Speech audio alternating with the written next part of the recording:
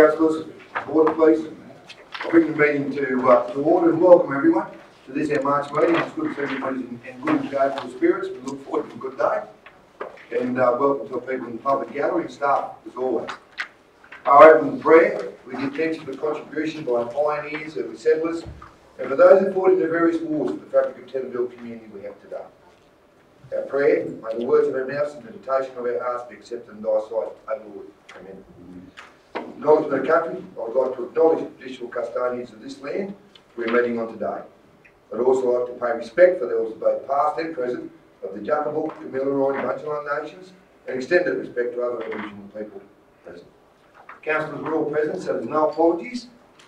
Is there any disclosures of declarations of interest, councillors? None?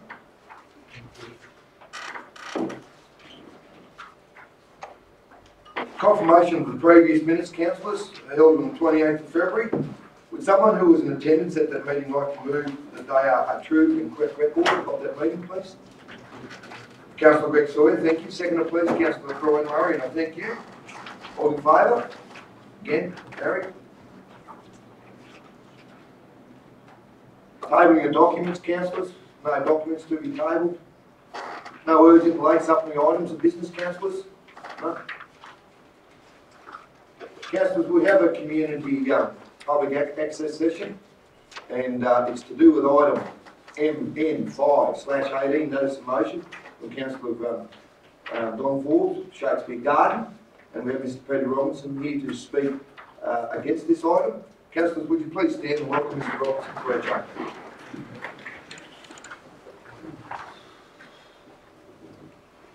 Thank you, councillors. Mr. Robinson, welcome as always. Thank you. And you have 5 minutes. Thank you. I'll give you a bell at 4. Yes.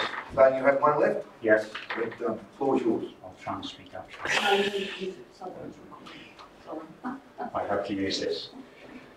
Later this morning, the councillors here will be asked to recommend, to support a recommendation that council approve the development of a Shakespeare garden and engage a landscape garden architect to develop the project.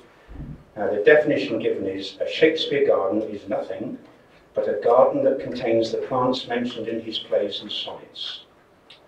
How many of you can mention or name any of the plants mentioned in his writings? I'm fairly familiar with this work, but I was unable to think of one.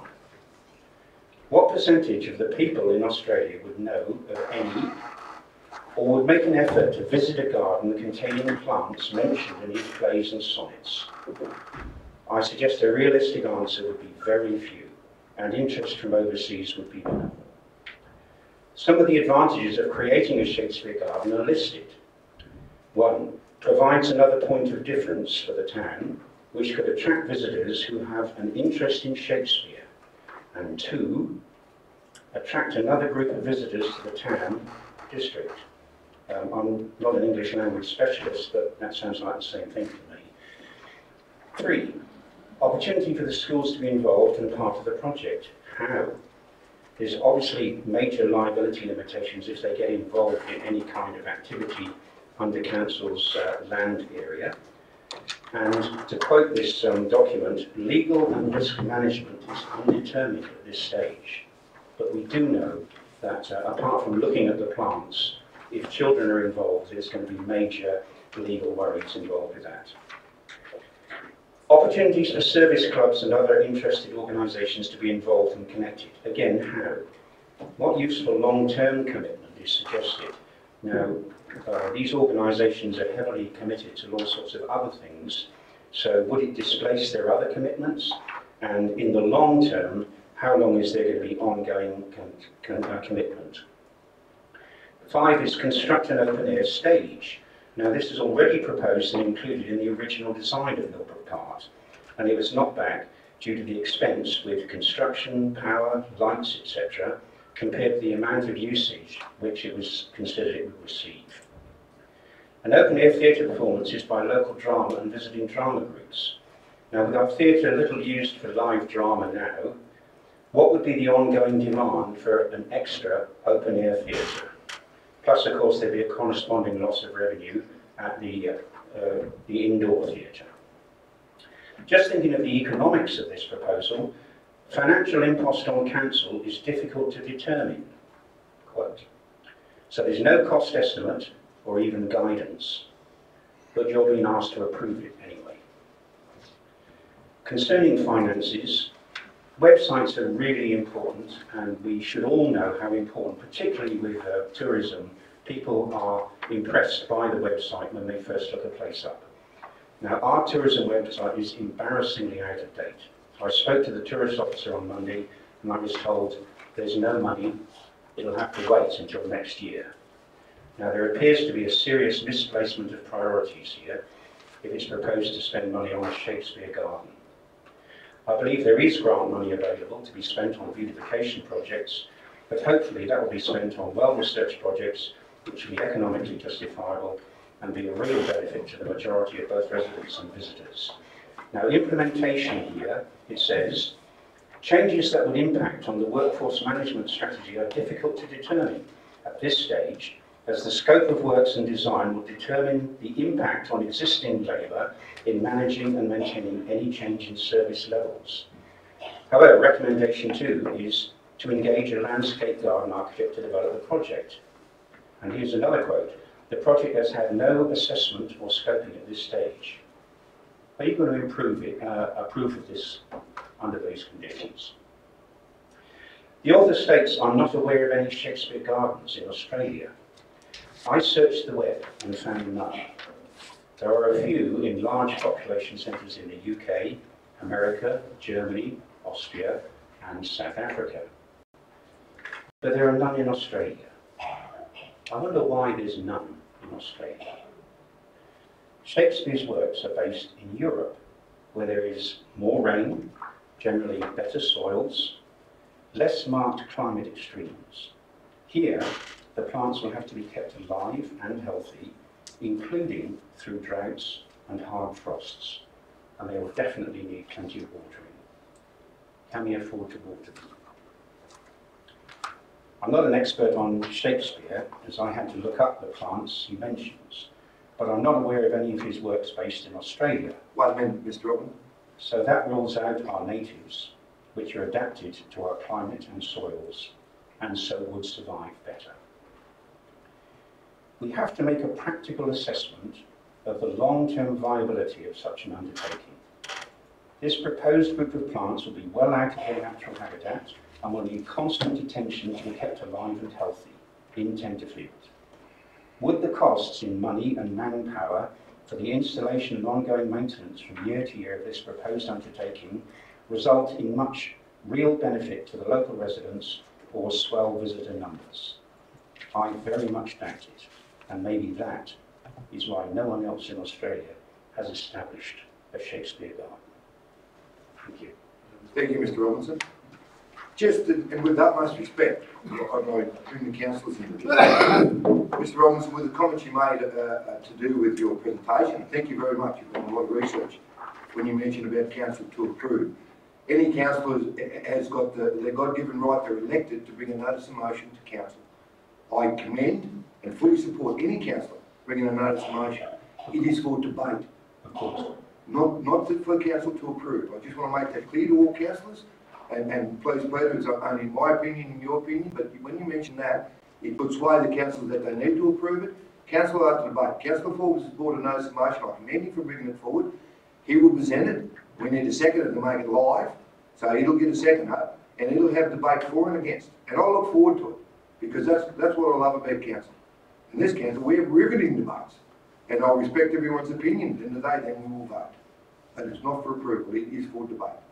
Of course. Okay, so The recommendation is that it should be approved. yes, That's what I was saying. that's a councillor's opinion. Of course. In his notice of motion. Yes. But thank you. Thank you.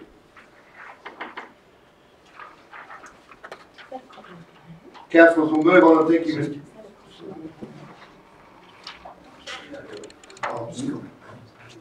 Councillors, I need a recommendation to deal with our confidential, with our confidential part of our meeting. That we deal with items, there's 3 items to deal with confidential. Item EC05/18, item ENV7/18, in item EC06/18. Can I have a mover and a seconder for that be dealt with in confidential? Councillor Gary Berry, thank you. Seconded Councillor Tom Peters. All in favour? Again? Carried. Thank you. Councillors, we move on to our agenda. Page 9 in your hard copy. It is item COM2/18, it's Anzac Day arrangements for Wednesday 25th. Can I have a mover and a seconder to deal with this, please? Councillor Don Forbes, thank you. Seconder, please. Councillor Brian Murray, thank you. And I hand over to our Chief Executive, Mr Terry Dodds, to present this. Thank you. This is quite straightforward. It's just for councillors to determine the logistics for Anzac Day for Tenterfield, Torrington, Lagoon, Urbanville, Dunning Strait, Lisbon, Mingoola. And yeah, that's open for councillors to discuss. Thank you, Terry, and councillors, as we always do. In fairness to Terry, this is his first time to be at the meeting when we go through this. As always, councillor, we go through from A to H, and B to H, and work out who's available to do whatever. Terry straight away has put his hand up and would love to attend one of those services, so I'm sure we can attend with a councillor. So everybody happy that we go through, and whoever wants to attend these, as we always do, just put your hand up.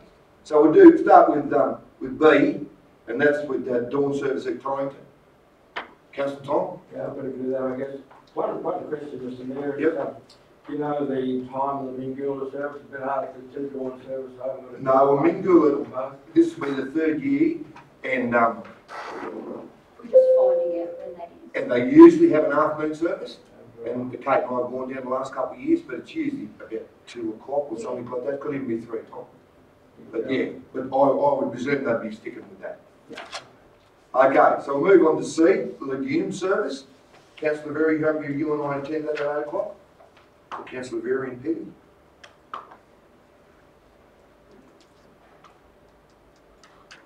The Urbanville service. Yeah. Councillor Berry, thank you. Jennings service. Yes. Councillor Brian Murray, thank you. The Drake service. Councillor Brian Petrie and Councillor McNish. Yeah, we both went down Yep. last year. Good.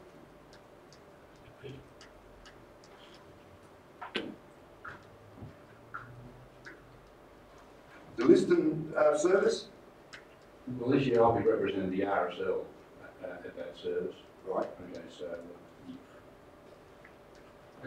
Bryce, who normally does the represents the RSL, not available. He'll be here in Oh, okay. Tenterfield in place of Dave Stewart. So they've asked me to Yes. stand in for the service. Well, I guess I could say RSL. where to, as councillor? Absolutely. Would you like to go to that one? It's a, Fine. what, Councillor Forbes, it's usually a dawn service? It is, yeah, 5:30.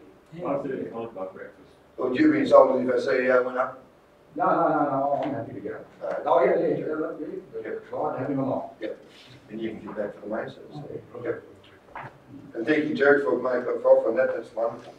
Then the Mingoola service, and once again Tuesday afternoon, and I'm, Kate and I have always gone down to that, and it works really well, so, but obviously anybody's welcome. But if you put, you can put, okay, I'll put myself in.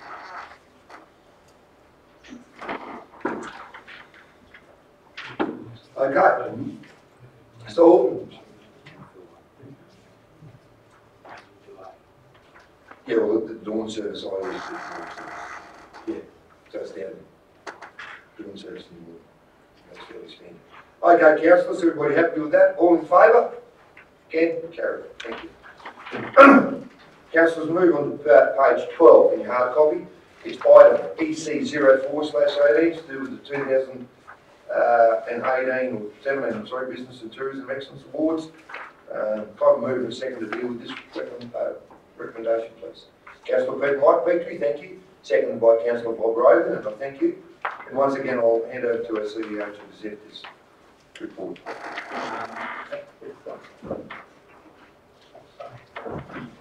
Thanks, Mr Mayor. When I was speaking to Harry Bolton about this, Harry mentioned that the idea was to keep the awards fresh and that it would be better served for that purpose if it was biannual. Councillors, any questions to our CEO? Comment to do with the report? Councillor Gary. What I'd like to do is put on every even year, have it this year, and then again in 20. I'm happy to do it biennial. It just gives, when the new council starts, they won't have to worry about the awards, and it'll be in 2022 again. Okay, so Terry, just correct that on the way I'm reading this. We changed the awards, so they'll be due this year, that we're not going to have them this year, we would have them in 2019. Yeah? That's not what you're saying? No, I'm saying we have it this year, and again 2020, and then from then on in every second year.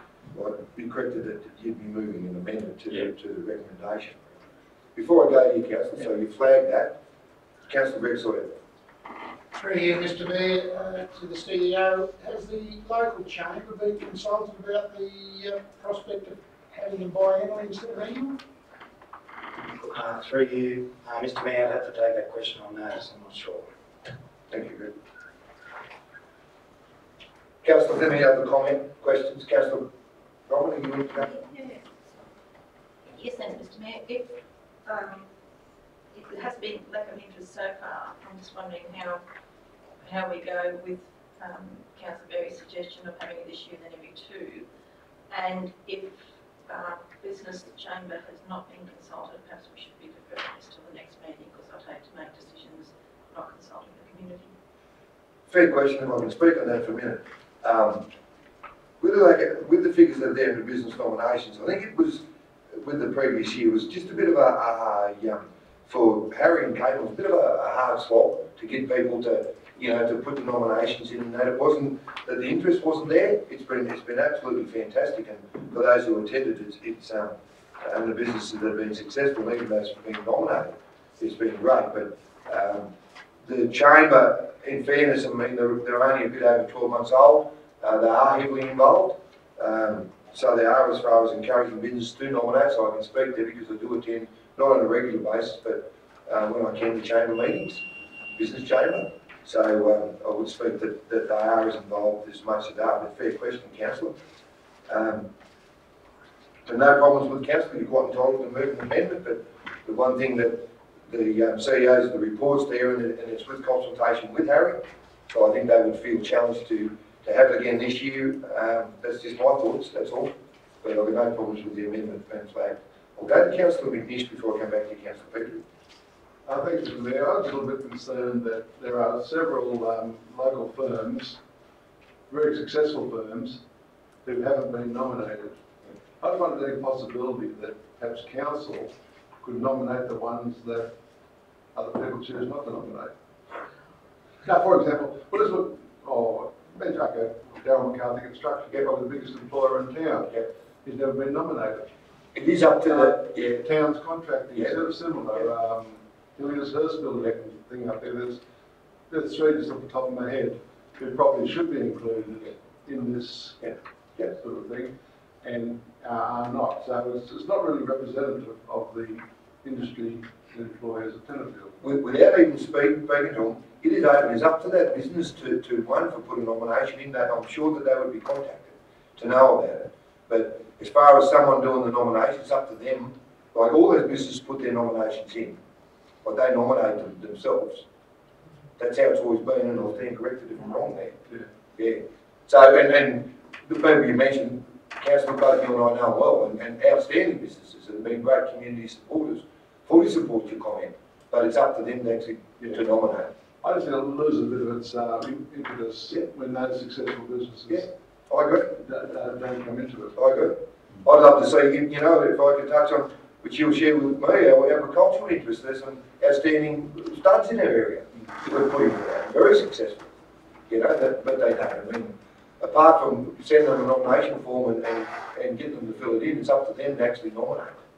Yeah. So I hope I've explained it. Any more questions, comment to do with what we're doing with Councillor Bromman? I'm sorry. Thanks, Mr Mayor.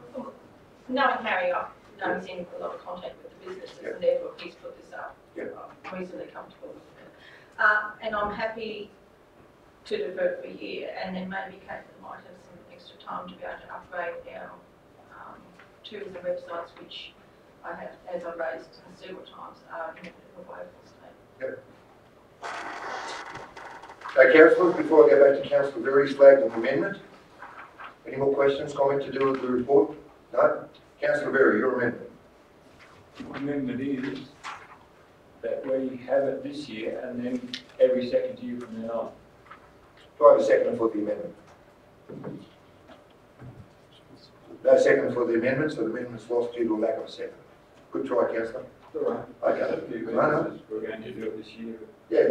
So that's fine. Okay, councillors, there's no more comment or debate to do with the report. Report's there. 1, the council received a note report. 2, the change in annual rewards to biennial held every 2 years. All in favour? Against? You're noted, councillor? Yeah. Sorry, you're against too, councillor? Yeah, I'm Okay. Righto. Righto, so we have against, and they wish to have their vote recorded against. It's Councillor Greg Sawyer and Councillor Gary Berry.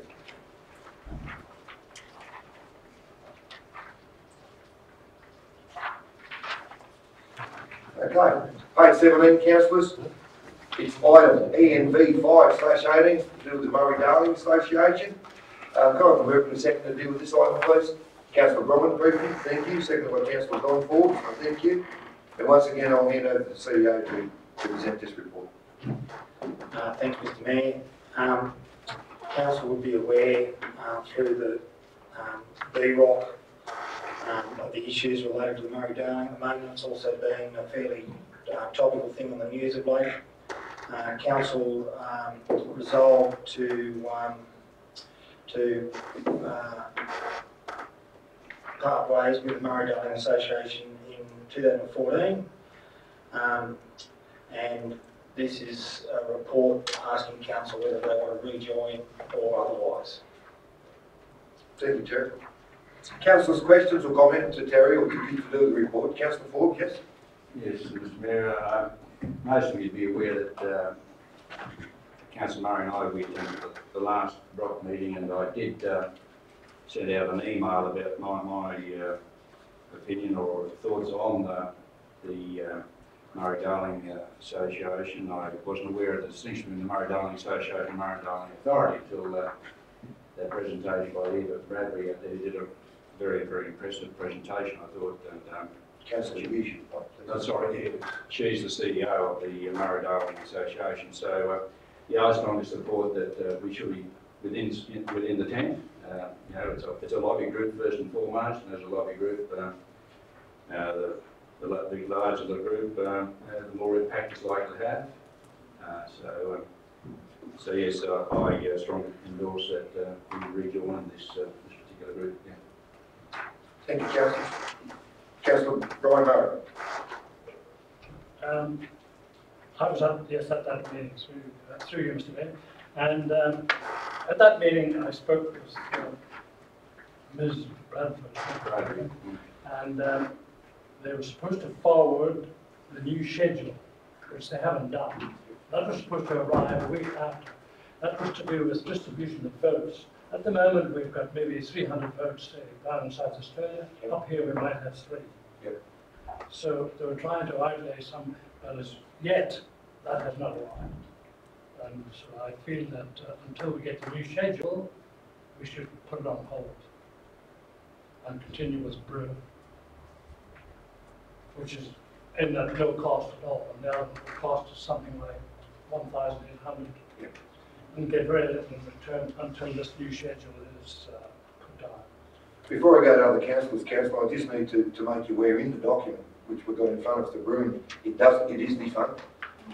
Councillor Peters and I have been out to 2 or 3 meetings, I think, yeah, Councillor, and support what you said, yeah, that's why we made that decision, because it was a local group. We used to go to the meetings at Gundy. I don't know why it's defunct. You always get this. Yeah, there you go, finish what they were doing. But we were a part of that, and we thought it was more benefit, when I say we're the council, Tanfield, to be a active part of that. So I do support your comments there, but it just needs to know that it does not exist at the moment. Okay, but it is in that report. Councillors, I'll take Any more speakers?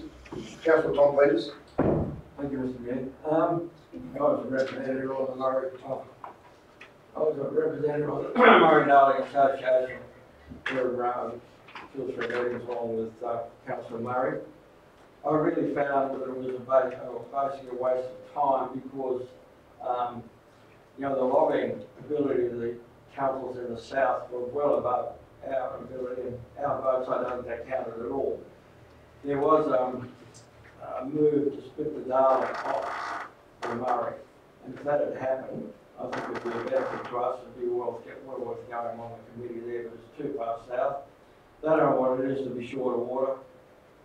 Councillor Murray and I went on a paddle boat down to Murray, and it was about 18 metres deep. They don't know what's short of water, especially when you look at our rivers up here. Thank you. Thank you, Councillor.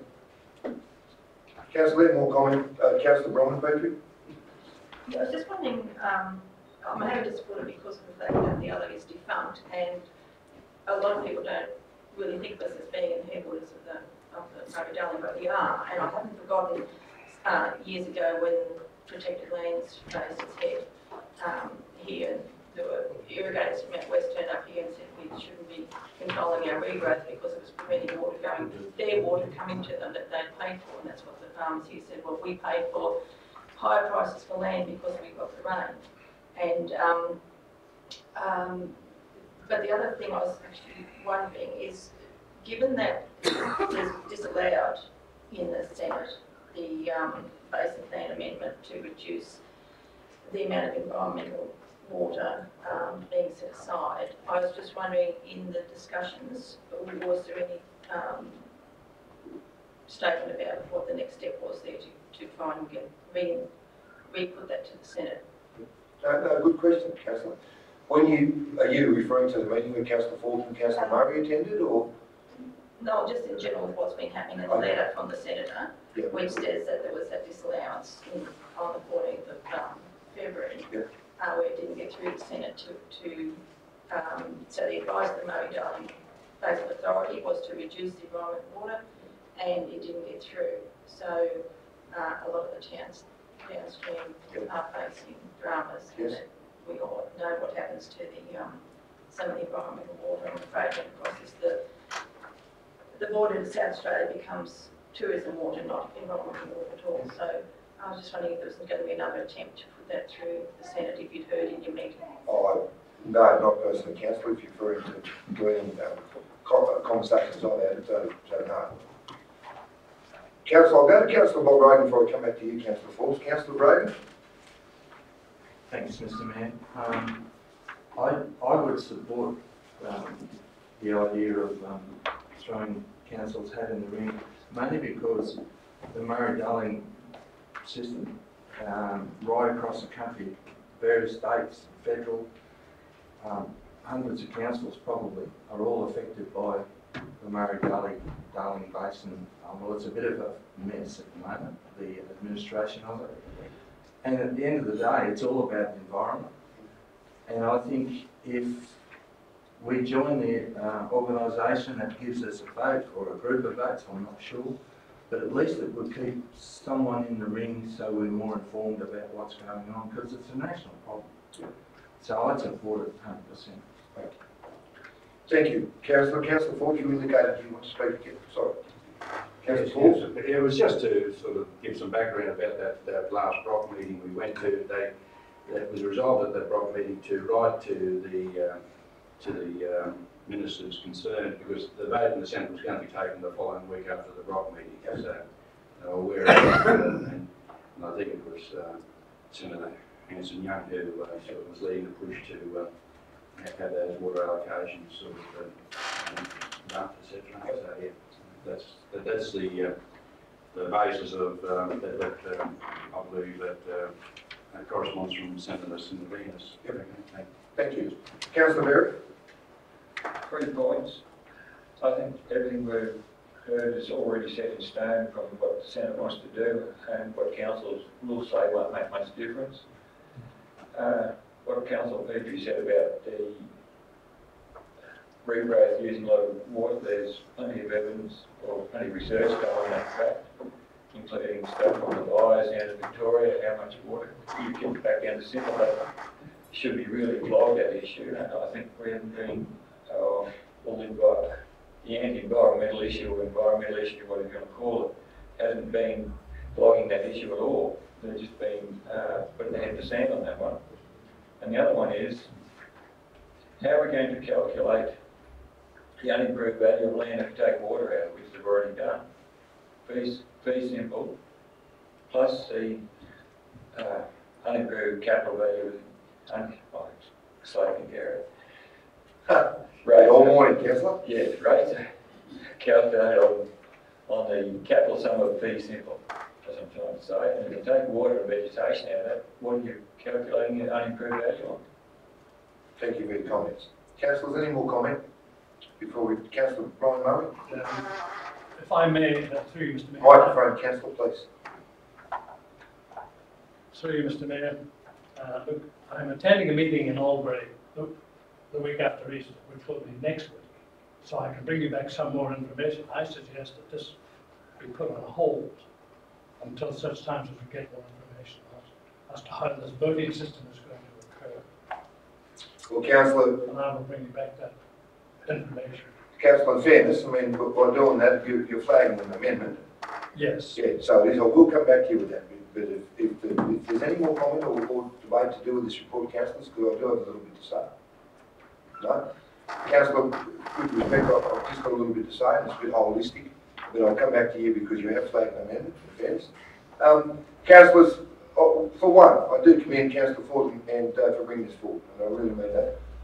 Going out to the Brock meeting, we are, as a council, involved with lots of cross-border issues.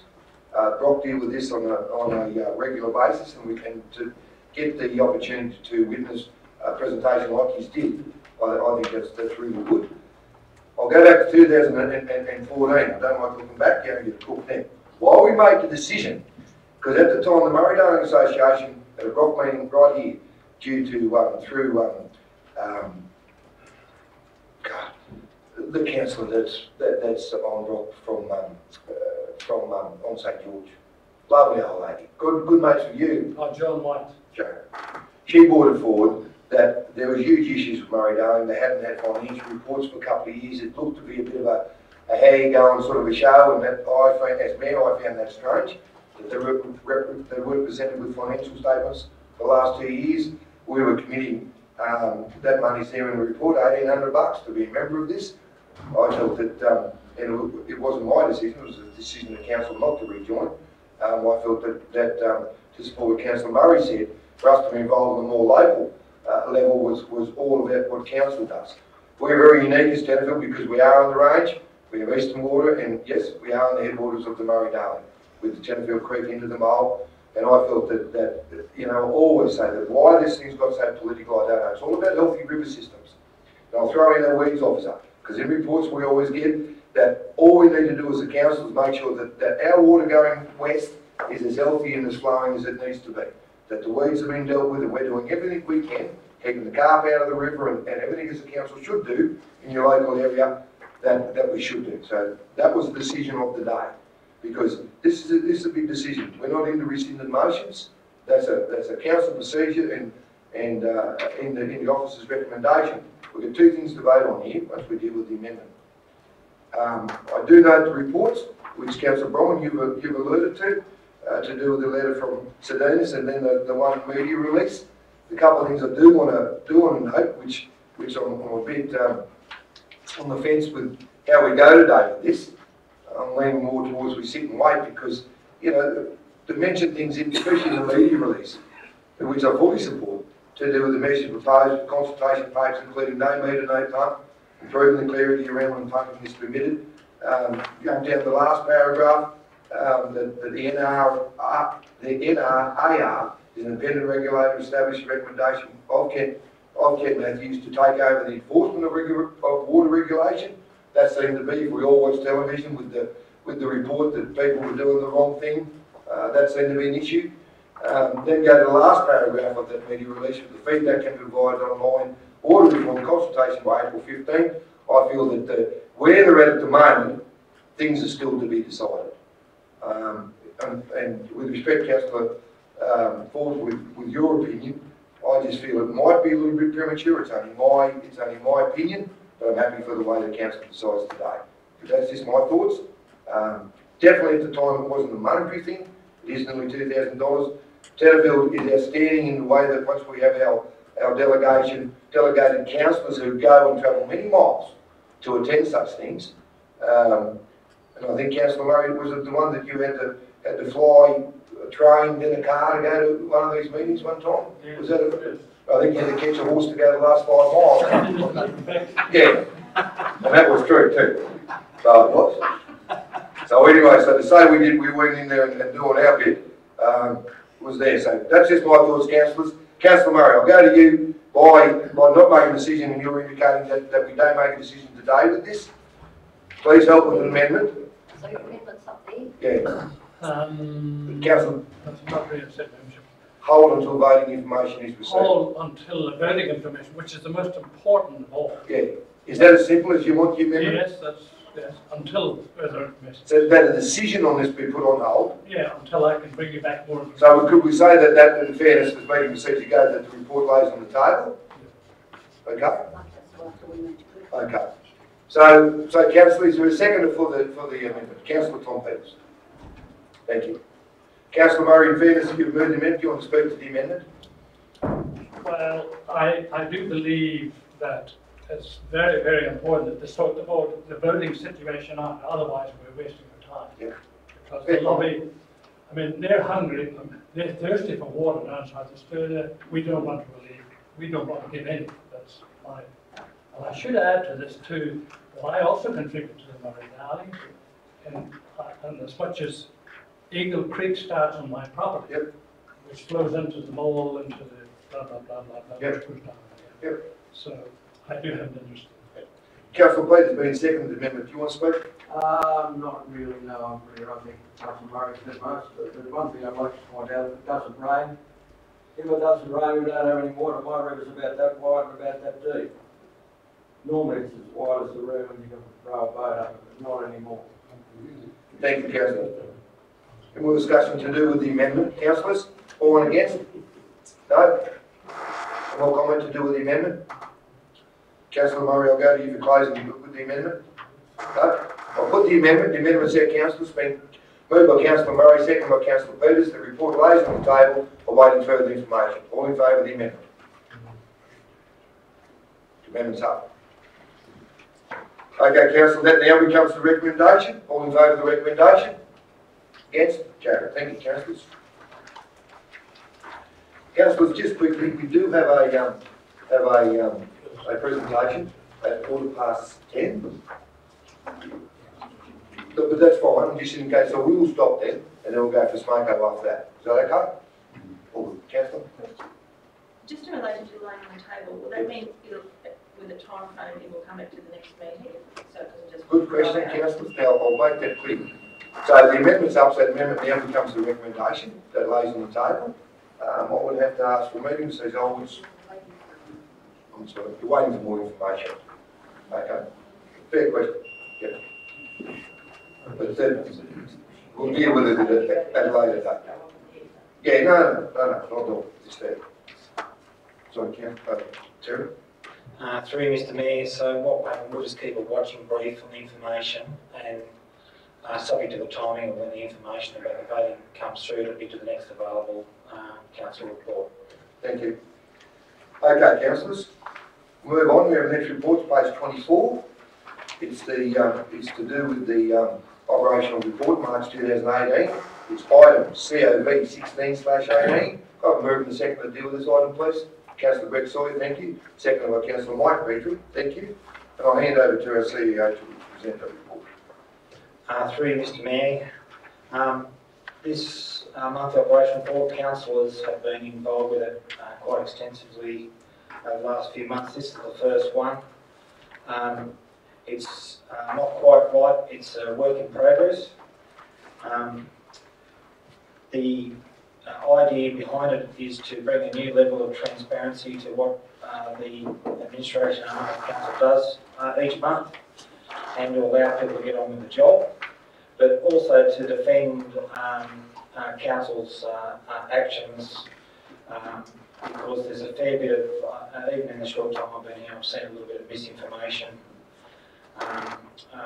Recently there was some misinformation bandied around at Urbanville in relation to an issue, and the more transparent we've got and the more I'm able to encourage staff to say it how it is, the more we'll be able to improve our business and the more we'll be able to celebrate, and that's what we're here for. At the moment it's about a 7 out of 10. There's a slight confusion between the amount of information that I was expecting, and a few people put too much in, a few people put too little in. I've arranged a meeting with staff after the council meeting through Nolene to go over each individual report a second time. What I'm hoping is by June that the councillors, through their feedback, and the staff through their feedback, will have a report that everyone is completely happy with, such that in July we can take to the next step and write some computer script to link it to our finance system, and link it to a process where staff just get an automatic email once a month going and updated, and it slips across into part 2 of the council report, so it's a little bit more automated. I encourage councillors to look at the strengths, weaknesses, opportunities and threats boxes, which I haven't really mentioned much in the past. That's the state of play where each section is up to. It's probably more important than everything else that's written in the report, because it's what the managers see as what they're doing very, very well, what risks are on the horizon, and what threats we've got. And one example came up today was in relation to the tourism website. 1 in 2 managers have put threat down as our IT information systems and the quality of our information. So it's on front and centre of everyone's minds, and it's one of a few common threats, and I encourage you to look at that. Thanks, Mr. Mayor. Questions to our CEO to do the report. Before I go to councillors, I do commend our CEO to do with this the first time we've got the report in that format. He could harden himself to 7 to 10, but I do note that. And with the effort the staff put in, but everything's got a starting point. And I feel as councillors, the information we've been provided and the way it's broken down, we'll learn quickly to understand that better. And I do commend him on the efforts he's made to get this report where it is, and the staff that helped. Councillor Sawyer. Thanks, Mr. Mayor. It's more a comment rather than a question. Like you, I thought it was a very, very promising start. For an initial report, if that's the worst report you're going to give us, we'll have a beauty. Thank you very much. Thank you for your comments, Councillor. Councillors, comments or questions to our CEO, Councillor Bromwich, please. Thank you. I had a few to the document, I'm not going to take enough time today, going through the whole. But just on the website, actually, I see it's got a green, and we know it's not good. We are on page whatever in the economic growth. So I think more my question was to Kylie. Several times it comes to me about the drama with the data and the linkages with the new software. So is the problem that the new software isn't up and running properly, or that the other software can't talk to the new or what? I mean, or is the problem with actually both? At this point in time, it's all with DMAR, unfortunately, so we have connection issues in terms of our mobile phone coverage, so with our wireless links from these buildings. We have, the fibre has been installed and has improved access to our systems, but as I said, the changes haven't been noticeable to the degree that we perhaps hoped, partly because of those other remote sites such as the depot, the library and also the Visitor Information Centre on wireless link. Then we have the additional compounded problem of the software that we're running. So our primary corporate system is just in the process of being transitioned across to a new platform rather than a universal system, which is quite old. So that causes all sorts of dramas with trying to link in other software to it. And so the list sort of goes on. So one of the items that we do have in the plan is our IT strategy, and as soon as the new finance and IT manager comes on board, we're trying to take that holistic view about which piece of the elephant do we eat first. Having said that, we're certainly trying to tick off some of those items that we do know already that aren't working well. Yeah, of course. So just with that, I noticed in quite a few things, Onvers as well as the office stuff, is there software available that would encompass some of those, or do we have to get a suite of different software replacements for our old obsolete ones? It will depend, and that's what we're talking about in terms of doing that strategy. For example, I'm sorry, go on. For example, we have some issues in terms of even applying existing functionality, so things like iPhones, etc. One of the problems we've got there is that we've got increasing threats around cyber security and attacks on apps, etc., which makes it very hard just to use off-the-shelf software and still comply with our requirements as a quasi-state government entity, I guess. So we get an email every 5 minutes from the Office of Information asking for updates on all of the back end of our software in terms of, have they been virus protected against the new latest virus? What is the implications of this? And there are so many, such a plethora of items out there that we're struggling. So the idea behind that in future is to actually develop our own app, I guess, which we can actually protect those firewalls to make sure that we're not compromising either our equipment or others. Whereas as soon as we use an iPhone to download a secondary app, all of a sudden we're exposed to all of their changes. So there's those types of issues as well as our connectivity, etc. So it's a whole suite of issues, and everybody has a different concern. So it's trying to tick those off in terms of right across the organisation. Thank you. Chair, I say, through Mr. Mayor, council actually got a breach last week, and part of the problem we've got, particularly with Gen Ys and Millennials, is that they're used to uploading something in 3 minutes through iTunes or one of the other avenues on their mobile phones, and a lot of it is a cultural understanding through council that it's great to use a Dropbox or whatever you're using on through your own platform, but because we're dealing with public information and names and assets registers and things like that, we've got a whole different level of risk and compliance required too.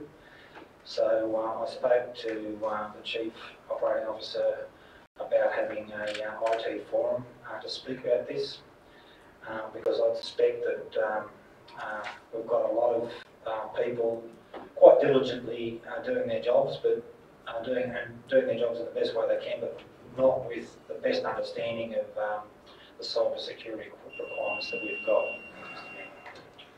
thank you, Mr. CEO.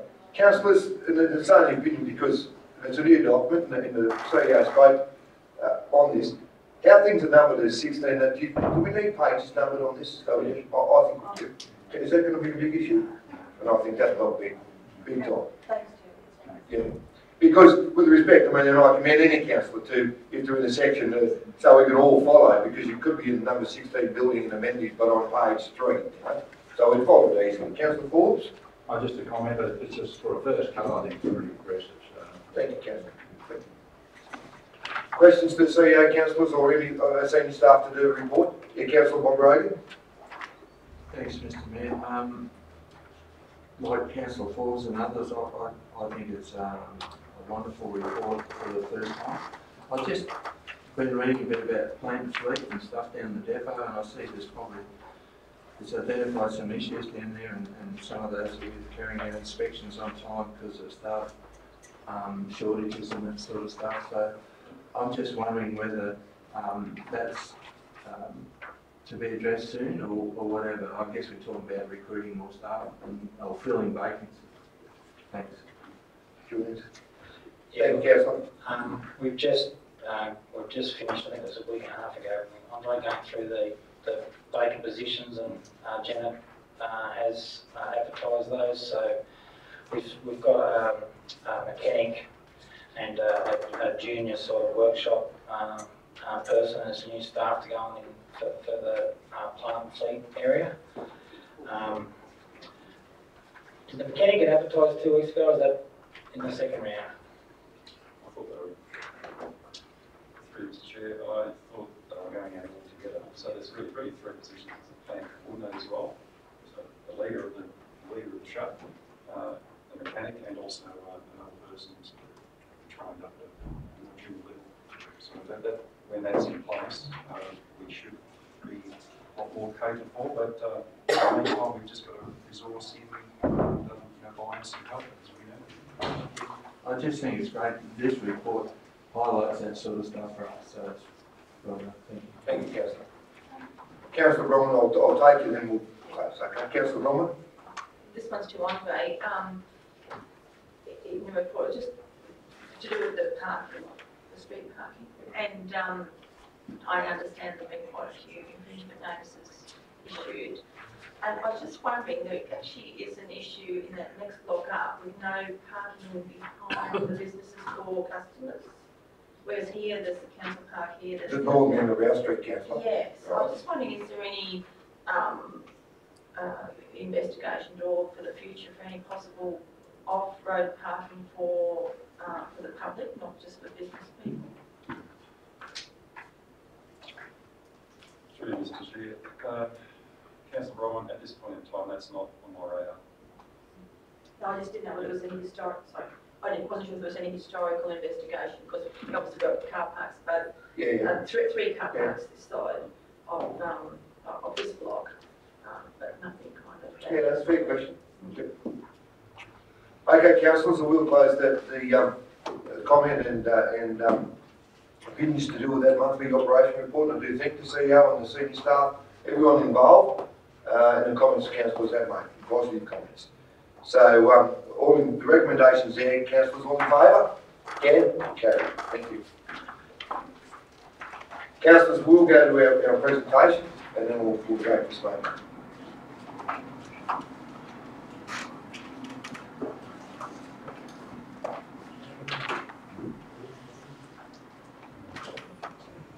Do as told. You don't have to.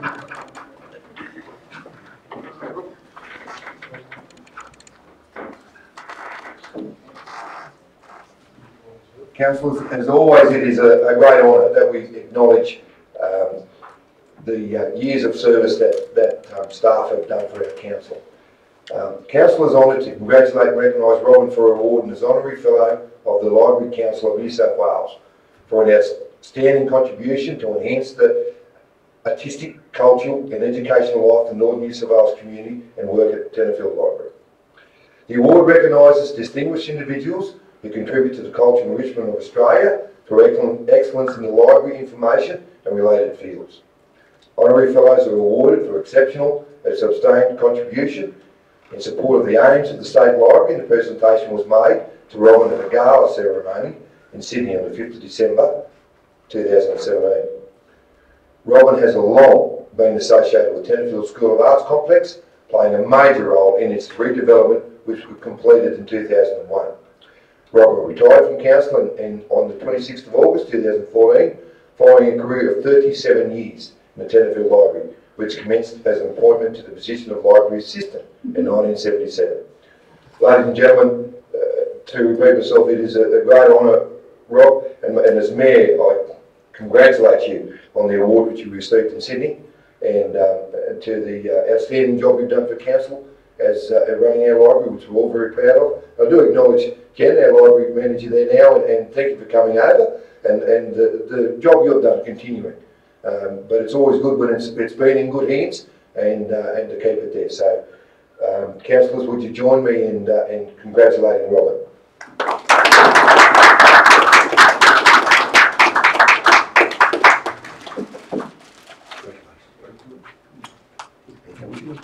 Peter, can I just get a photo? Yeah. Great. It's me. Thank you. I'll hand over to Robin to say a few words. Thank you very much, Peter, and to all councillors, thank you also It certainly was a surprise to me. Certainly I've worked for the council for 37 years. I was initially made librarian in charge of our library in 1990, then in 2001 manager of library and cultural services, which included cinema, theatre, library, art, museum.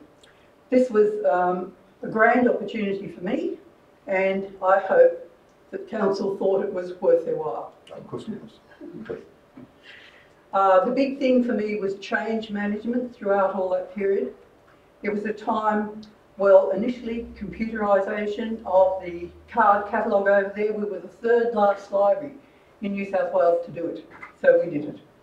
From then on, a multiplicity of grants for all through the building has enabled us to make the changes and move forward. It's been all necessary, as you understand, with digitisation of, well, cinema was the last grant I applied for before I finished. And as I say, all through. There were lots and lots of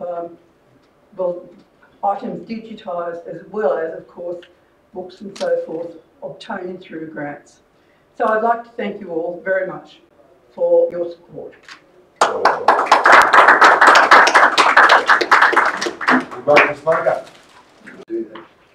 Page 25, councillors. Page 25, your hard copy councillors. Our next item, Chair V17/18, National General Assembly of Local Government 2018. Can I move in second to deal with this item, please? I apologise, we haven't got time for councillor English. I will. Bit of grace.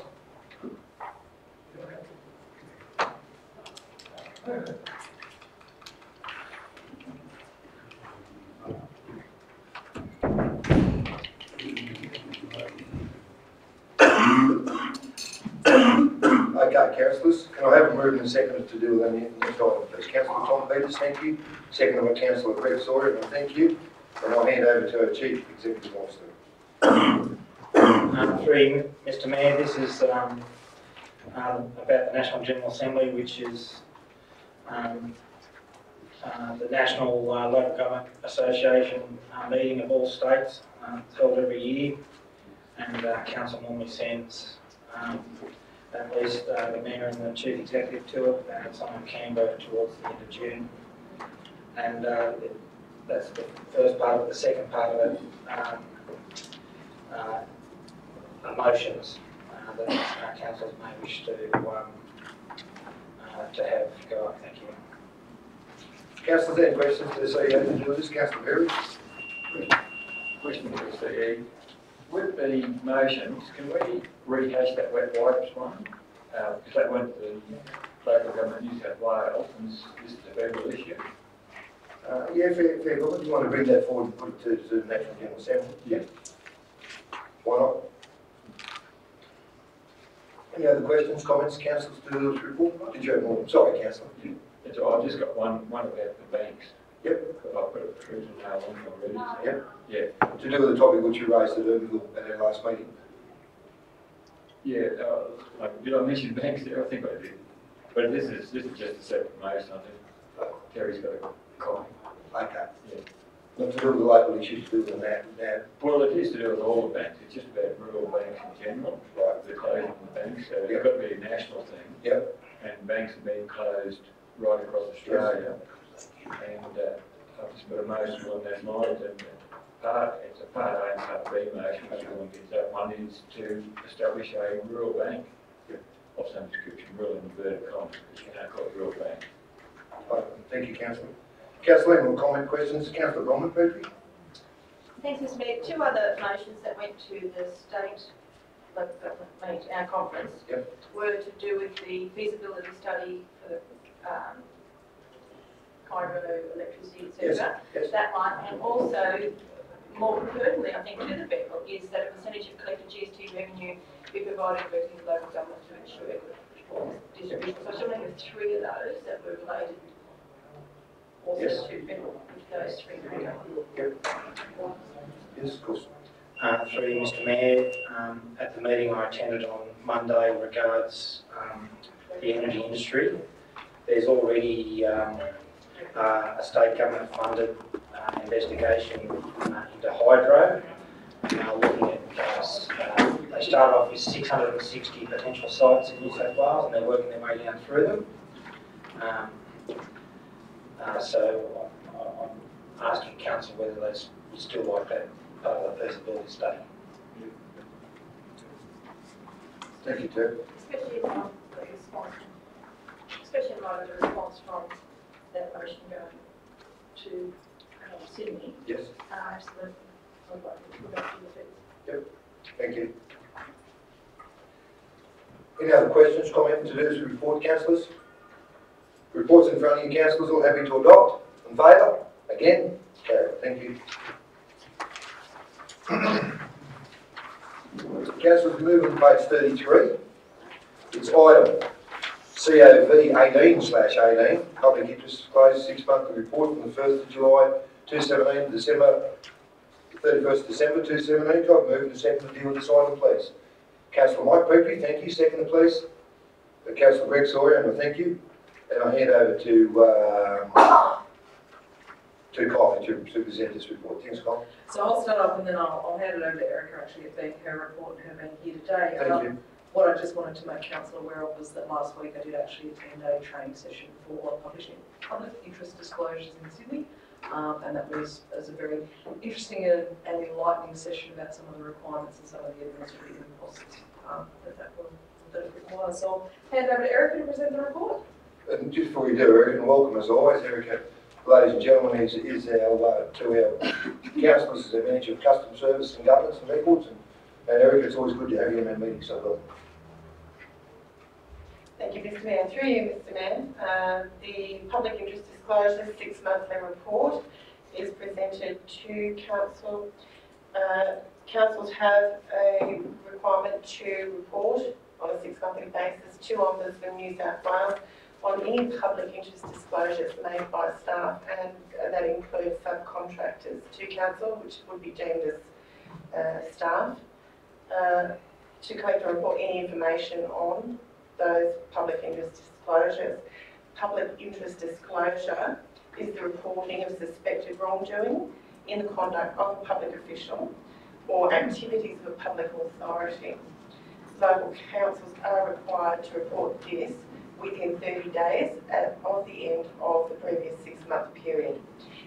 For the period 1 July 2017 to 31 December 2017, there were no public interest disclosures in Tenterfield Shire Council. Thank you, Erica. Councillors, any questions, comments to do with the report? No? All in favour, happy to adopt? Again, Larry, thank you. Thank you, Erica. Page 35, councillors. It's item GOV 19/18 to amend the Australian Day policy. Can I have a move and a second here, please? Councillor Berry, I thank you. Second, please. Councillor Forbes, I thank you. And once again, I'll hand over to Erica to present this report. Thank you. Thank you. Through you, Mr. Mayor. The purpose of this report is to present a further amended Australian Day policy based on comments and public submissions that came to Council at the Urbanville meeting in February. And it is specifically regarding the ability of a person to be nominated for the Australia Day Awards if they sit outside the Tenterfield Shire local government area. And the policy as it sits states that the nominee must be a resident of the Tenterfield Shire local government area. When we reviewed the guidelines from the Australian Day Council, Nolene and I reviewed those and found that it stipulates that a nominee must be an Australian citizen, but there is no specific guidance as to whether or not they have to sit within our local government area. And so we have presented for Council the suggested wording for the criterion for nominees' eligibility, that it include residents of the Shire or those residents from outside the Shire that have been involved with a Tenterfield-based organisation or have specifically been involved in a single endeavour within the local government area. Thank you, Eric. And councillors, for your information, in your hard copy, it's on page 39 under the heading of scope, number 5. And I do commend our staff for we're highlighting these items in red, so it's easy for us as council to follow. That is a change. I do commend the councillors at a recent meeting in February for bringing this up, and I think it's a good thing that we add this to our policy. Any comments, questions? Councillor Bronwyn, please. Thanks, Mr. Mayor. Just on the wording, it does say nominees may be residents in Tenterfield Shire local government area or non-residents involved with a Tenterfield Shire-based organisation or individual endeavour at the time of the nomination. It doesn't actually say or individual endeavour within the Tenterfield Shire at the time of nomination, and I would suggest adding those words. Because at the moment it could be an individual endeavour of being the first solo, whatever around the world. It doesn't actually state within the Tenterfield Shire. Councillor, so I get this clear. Could you say that again? It's the end of what's in red, is it? Yeah, no, before, for individual endeavour, then insert the words within the Tenterfield Shire at the time of nomination. Because it's kind of lost the intent of what we spoke about previously. Or individual endeavour within the Tenterfield Shire at the time of nomination. Yes. Because that was the intent of our, from the last meeting. Can I be critical? Why didn't you bring this up in the last meeting when we were dealing with it? Because I understood that's what it was going to do, but on reading it, it actually isn't precise. Well, why that come forward would have been the very words coming from that meeting. That's all I'm saying. Don't please respect what I'm saying. We need to get better at this because it's going to be amendment. So you happy to move the amendment with that word? Okay. So the amendment's up there. Do I have a second for the amendment? Councillor Berry, thank you. Councillor Bronwyn, in fairness, meeting procedure, do you want to speak to the amendment?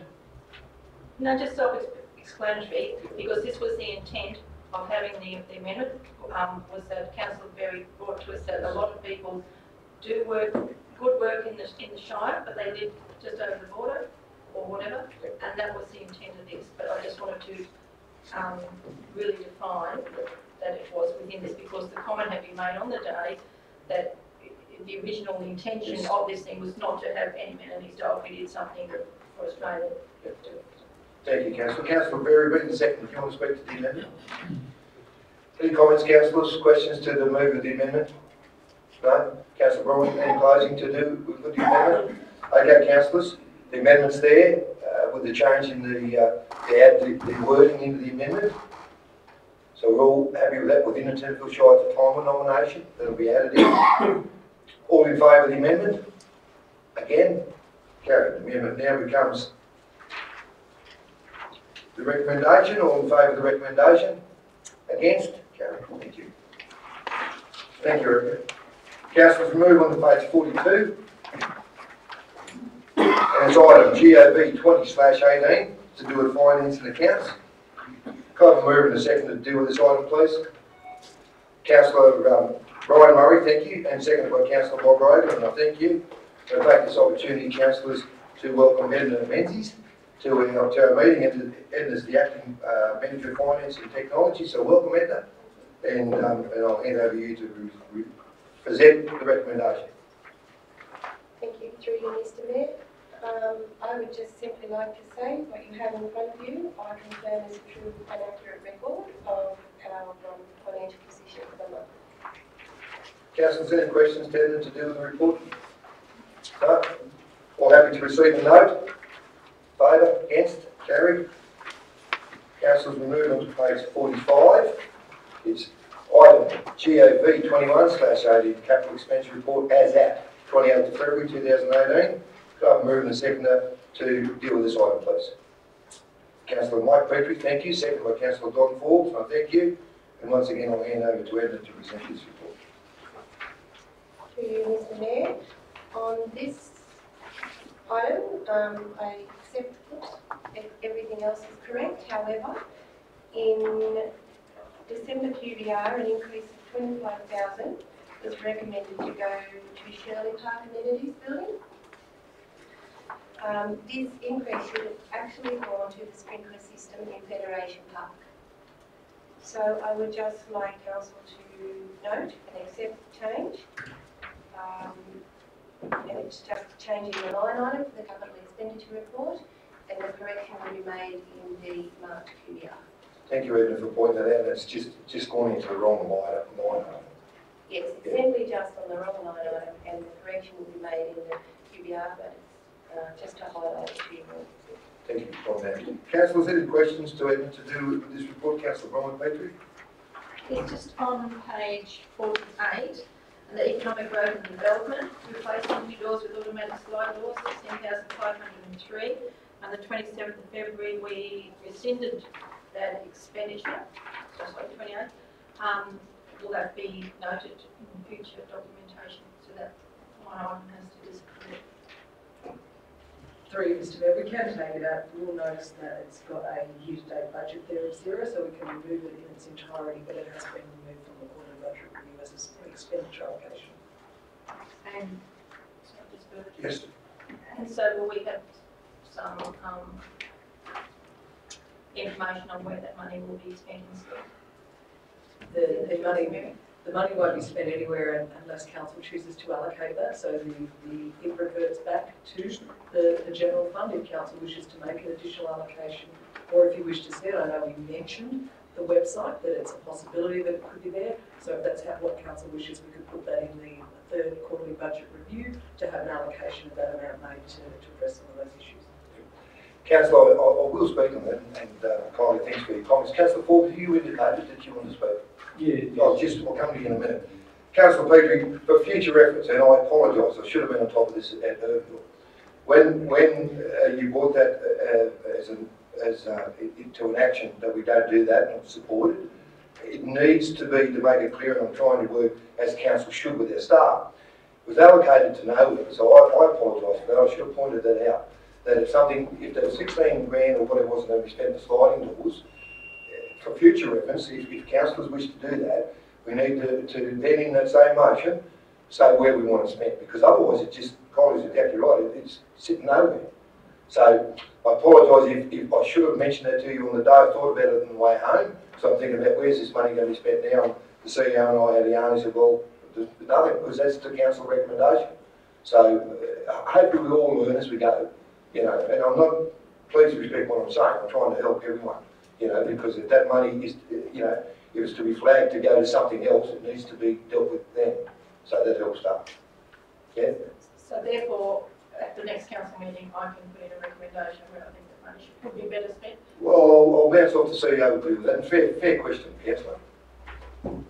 Through you, Mr. Mayor, any councillor can put a motion up regards the changing of the capital works if it's approved. But I might issue a word of caution that a couple of things. Number one, we actually publicise what we're going to do each year in advance when we adopt the budget. Although I don't think the sliding door is too close to people's heart, that there would be other projects that if towards the end of a financial year council chose to change them may upset people. And secondly, and the Chief Operating Officer mentioned this to me as well,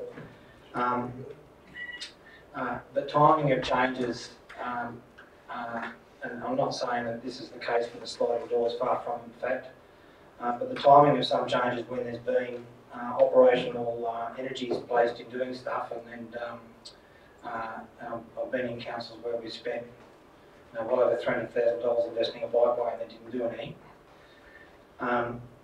Actually, not only does it send a bad message, it actually burns scarce staff time. So although it's possible, it should be done with caution and in consultation, such that we don't spend efforts and then find out that things have changed and we don't actually need to do that or want to do that. With the doors, there wasn't any effort expended with them. It was just a stroke of a pen or a hit of a key in the computer to not spend the money. And if council chose to expend the money on the much needed upgrade of our tourism website, I'm sure that the public would agree that would be a good thing. Councillor, I don't, please, Terry, you asked whether you can bring it back as a motion to next meeting. Yeah.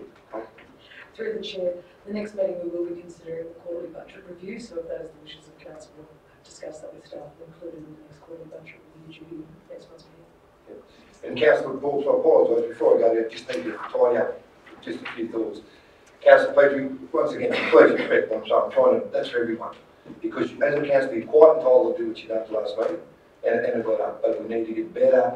And we've got to work with our staff so they got some go for it. That's how important it is when we do the budget, that we go through every line item and things that we don't agree with, all agree with, or want money transferred, or think there's a more important issue where money should go, that's when we should tidy it up.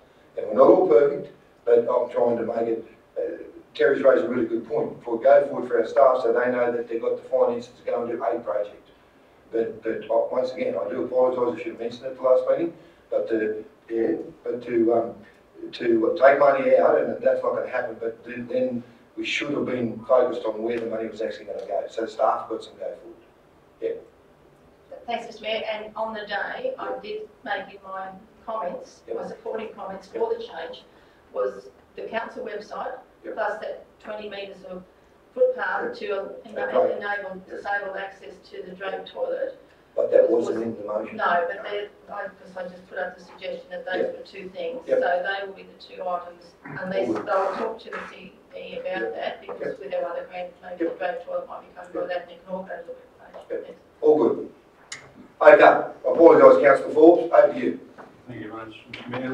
Look, through you to I'm looking at page 49. That's the about halfway down the flood warning system renewal. I just wonder if you could, about halfway down the page there on page 49.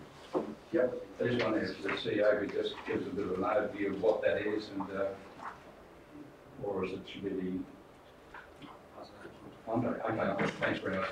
Councillor, just so we're all aware, is the gas bubble one or? No, the flood warning system renewal item that I'm looking at $107,000 approximately. I was just wondering. Yeah, I've got you, Councillor, thank you. Okay, good, yeah, okay. You're through, Mr. Mayor. Councillors, that particular item has its origins in basically for a couple of years. Yes. And as I understand it, every dam around can have what's called a flood warning system. Basically, upstream of the dam, we have a series of gauging stations which provide information back to a central control unit in the dam, and we can, basically it's about trying to forewarn the community of any major floods that will occur. Right? So at this point in time, that system is inoperable. It has been, as I said, for the best part of maybe 18 months or more. That was recognising that it needs upgrading, and that's why the budget item is there. We've gone through the process of, I suppose, diagnosing just what's exactly wrong. The long and the short of it is that we're dealing with something that's quite antiquated. It's an analogue system that needs to be converted over to a digital system. You can't get the parts anymore. So we've gone and got some quotes on what's needed going forward. Those quotes are far in excess of the $107,000 that's been allocated. So what we've been doing is going through the Office of Environment and Heritage to seek some grant funding to add to the monies that we've got, and also we've been rescoping the work. So I suppose what I can say to you is that it's a system that's needed. We're on the task in terms of making the replacement happen as soon as possible, and part of that is getting funding. So whilst you're not seeing any expenditure right now, the reality is you might well see some expenditure towards the end of the financial year. Thank you, Councillor, for your question, and Andre for your answer. And Andre, in fairness to you, because it was before your time, and I'm going to say sharing with the whole council. The previous council, after the horrific event of 2011 with the big wet through here, we formed we had a company what it was referred to, but it was to do with the flood, how we can manage it better. It was a very good committee. We had government representation here, and we probably had half a dozen meetings, and this was one of the things that come out of it. Go back to Councillor Murray, I'm going to mention you to do with the how we can make it better because of the devastation on the western side of COP10. It's a watering system all the way down. So it's all about doing it better because we all remember how devastated this community was over that. and we need to get better. So that's where that originally came from, and it's a positive thing that we on the front foot and get better at how we do those things. Because it was reported that that's the 100-year flood. Well, who bloody knows? I debated that every time we met. So you can't say that could happen next year. Could happen this year. How do we know? So, but to be positive about it and set up a better system, that's what it was all about. But thank you, Andre and Councillor Ford, for your question. Councillor, any more questions to do with this report? No? Report's there in front of you, councillors, all happy to receive a note. Again, carry. Thank you, Edmund. Councillors, we go on to our reports on page 51, an item RC4/18. It's to do with the Local Traffic Committee. Being the chair of that, I'm happy to move that. Can I have a seconder, please? Councillor Murray, and I thank you. Councillors, I'm happy as chair or through the CEO to take questions there. Councillor Mulgrave. Mr. Mayor, thanks. Just, I hope I got the right report. The parking arrangement at Dr. Pilgrim's surgery. Yep. I noticed there that basically, apart from having some correspondence back to their surgery people there, that there's really no action going to be taken. Is that why I understand that correctly? I'll thank you for the question, and I'll ask Andre to lead the back if you would, Andre. Thank you, Mr. Mayor. Look, Councillor, we did, as a traffic committee, look at the situation retightening out from Dr. Pilgrim's surgery there. And as you're aware, there's two major surgeries in town. One sort of north, Dr. Mondell's and Dr. Pilgrim's, and there's another one further south, I dare say that. That said, we did look at the parking, and what we did note is that, look, there is short-term parking that's available there at this point in time. At one stage, people were talking about making a designated spot drop-off. As such, there's no such, how do you say, no such classification for parking of that type that is recognised, and at the committee level, the RMS was suggesting, look, at the end of the day, if you just want to drop off people, you make it basically a no parking zone, right? So the problem with that is that a lot of people misinterpret that sort of sign, and they just don't want to go in there full stop. So what automatically ends up happening is that a lot of people will just not go and use the area as it stands now. So the long and the short of it is that you have less parking available. People are sort of pushed further away. So we're more inclined to leave the arrangements as they are, and basically go back to the go back in terms of correspondence and advise accordingly that we've looked at it, but we don't believe any changes are warranted. And if I can, and Councillor, before I go back to you, if I can just add and support. Andre's, I would say, obviously with Bow Street we work very closely with RMS, and if you look at the attendance, we have RMS representation at the meeting, which is really important. We need to be respectful of that. It is a highway, and they're very heavily involved with decisions we make with the Roads and Traffic Committee meeting. So, and no, they don't rule it, but they advise whether we're doing things that aren't going to be lawful. So that's something we always need to be aware of, and always follow the actions underneath to where it's at. Andre's raised a really good point, and that's basically how we deal with things, whether it's ongoing or something's going to happen. But did you have another question, Councillor Rowe? Yeah, look, thanks, Mr. Mayor.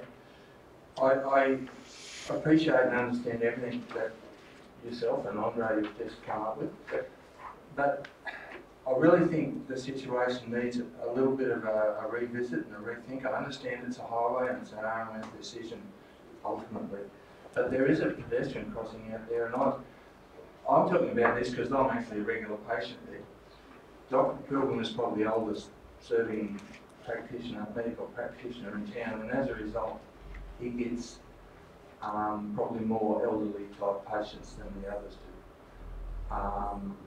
Just recorded on, I think it was my better half's phone the other day, local taxi stops on the pedestrian crossing to let elderly people alight. Traffic behind them have gone around them and all this sort of stuff. Apparently that's quite a regular occurrence So I just think the whole, and that's a dangerous situation because it's the highway like I spoke about, Mr. Mayor. I think the whole situation needs revisiting. And I don't know what can be done, but something needs to be done. Thanks. Well, Councillor, you're quite entitled to, through correspondence, to bring that back to the Roads and Traffic Committee meeting as a councillor. And because Councillor Berry and I have representation on that, and Councillor Peterson, sorry.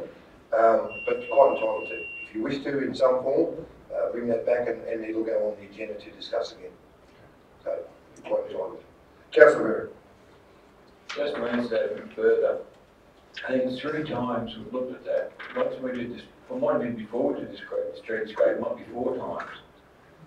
Then we did the streetscape, come with that idea, and then we were asked again to look at it, which we did, and come with that 15-minute parking zone. And the only thing we can do, according to RMS, is put a 5-minute parking zone there, and that may defeat the purpose, same as putting no parking zone. So we're pretty well with our hands tied with that one at the moment. Fair comment. Councillors, any more questions? Comment to Councillor Bromman, Petrie? Just 2, thanks, Mr. Mayor. One was regarding the Mount Mackenzie line marking. Yep. It's just not quite clear here whether they're going to put line marking on those dangerous corners or not. And my second question was to do with the Kookaburra sign. Yep. I'm happy to take on with the whole Mount Mackenzie line marking issues. Anyway, I feel we're getting there with the action. The RPMS are not an option. Council to liaise with the RMS and explore additional options for corners, install guideposts in the corners if required. I spoke heavily on the 2 corners, which is in the correspondence. We've been advised that line marking not to go, but cat's eyes are the go there, and that's been mentioned in the correspondence. Hopefully that will get done, and then there's an issue with bike riders with cat's eyes. It never ends, Councillor. So I do feel that line marking has been done. It wasn't yellow. It's been explained to us why. But yeah, that's basically what that's at. And to identify the corners with more guideposts on the outside. So no cat's eyes, but like... No, I'm not saying that there was issues with motorbike riders. Yeah, I'm very supportive that we've got to do something because the community, and we all know, Councillor Murray, you're a resident there, that we're not talking about locals, we're talking about our visitors who aren't adhering to the road rules. So, and that's been noted there also. So we will continue because it continually raises its head. But coming out of that was yes, we will be doing something, especially with the corners. Yep. What, if that's a council road, what is it to do with the RMS anyway? The RMS, there's rules and regulations that we need to adhere to, and I note what you've said, it is a council road. But we just can't go, and you can hop in any time. It's the CEO, we can't go and do whatever we want to do. I'm sorry. We can't do whatever we want to do because it is our road. Yes, it is, but there is rules and regulations we need to adhere to. So Andre made some comment there. Councillor, through Mr. Mayor, what's stated there, RPMs are not an option. That's probably a misstatement. The interpretation of the medical taker. There was quite a bit of discussion about where and what circumstances we would put these raised pavement markers or cat's eyes as they're known as. All of it was ultimately resolved or confirmed by the RMS representative was that you've just got to make sure that you are complying with the standard, the Australian standard, right, when putting these markers in, and just be mindful that they can potentially be a hazard to motorcycle riders. So all he's done is just highlight to us that there's a few more things we need to check out before we go and do something like that. Now, that's no big deal. That'll be done in the goodness of time. If you look at the roads around, take for example our New England Highway, there's cat's eyes everywhere, right? And so it's not as if, and they're very wide roads, right? And there's some decent things there that I'm sure motorcyclists, cross the centre line all the time to get. So there's guidelines there, and they are that, right? So, and it is our road, so we've got to determine what is best for our road with reference to guidelines and standards. Councillor, I apologise, you had to, what was the other question? Thanks, Oliver. I was just concerned about having a constant talk fest in the meantime someone's going to get killed. Yeah. So, my other question was to do with the Kookaburra campground sign. And I just wanted a little bit more explanation there. Was this the actual sign to say Kookaburra campsite so many Ks that goes in on Castle Road? Councillor, I apologise, being late. Page 64, yeah. 65, 65, top Yep, within an hour. Well, the council wrote back to applicant advising that no signage is to contact RMS. Signs to be put in private property as an alternative option. So they're actually going to go reserve? No, well, he's actually, and correct me, Andre, if I'm wrong, he'd applied to do such a thing, but we've right back to RMS advising those signs.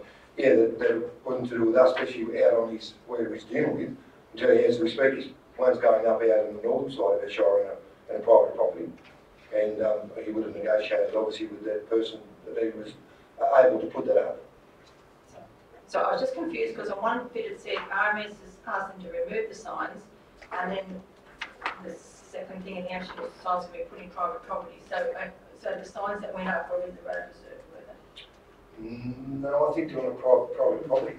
If you're referring to the ones out on where he is, Remember this problem is? I think it's out there and it's an RMS issue because it's near the highway. I thought it was on the highway, the signs initially. I think they're in private property. I think. Well, I mean, private property, but on the highway. Yeah. That was my understanding. Probably not answering the council, but yeah. Yeah. It's all good, but anyway. Any more councillors, any more questions? I apologise, Mr. Councillor Brian Murray. Through you, Mr. Mayor, I'm just going to revisit the white lines and my Mackenzie Road again.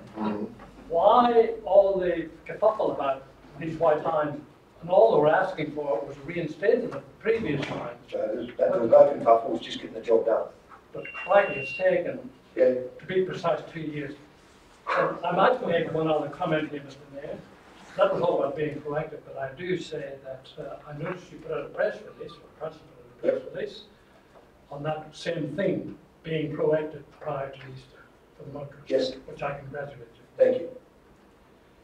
Councillor, any more questions to myself or Andre, the CEO, to do with the meeting? Before I ask to vote, Councillor, one thing that I do want to note in conversation and thanking him as we speak, there's been work today on that horrible intersection on the New England Highway, the old Dundee and Brookster Way. Am I happy that what's getting done? I'm happy to see anything done. What they're going to do, I don't know. I think it's a reseal and new line marking, but I know that $180,000 was allocated to that, and we have had the warning signs, and yes, 80 or 90,000 was allocated to that, but we will never shift as a council to continue the work and the intention on an intersection. Anything is an improvement. But I did note that, and I was in a conversation with a state member yesterday, thanked him for that, and made him aware that was happening. Because we see a lot of these things, although allocated funding, take forever to support what Councillor Murray just said, to happen. That's not only local government. Okay, councillors, if there's no more comment, questions to do with that meeting, all happy to receive a note to report. Cancel carried. Councillors on page 66, it's another report, it's RC5/18, to do with the New England Group of Councils. Being attendee of that, I'm happy to move this report. Can I have a seconder, please? Councillor Gary Berry, thank you. Councillors, happy to take questions to CEO and I in attendance at the meeting to do with this group. Councillor Braun-Wheatley. Just one thing, Mr. Mayor, on reforming urban water, exactly what was the intention of the discussion paper that has people experiencing some angst regarding potential eroding of council autonomy on our water and wastewater? Very good question. Mr. CEO. I've got to be careful how I answer this because I've got very personal and biased views against what I call a theft of publicly owned assets by governments attempting to corporatise something, then pay themselves a dividend, then run the asset into the ground, then sell it, and then have private enterprise so-called run it better. What's happened, there's been another report wheeled out by an academic with exceptionally lengthy qualifications, saying that there's an opportunity to go through this whole rigmarole again. And as I said, I've got very biased and opinionated views on it, and I was I wasn't surprised because Riverina Water went through this about 8 years ago. Those of you who don't know where it is, that's in the Wagga area. They have the lowest tariff rates per head population in New South Wales or per connection, and they fought the commercialisation of it.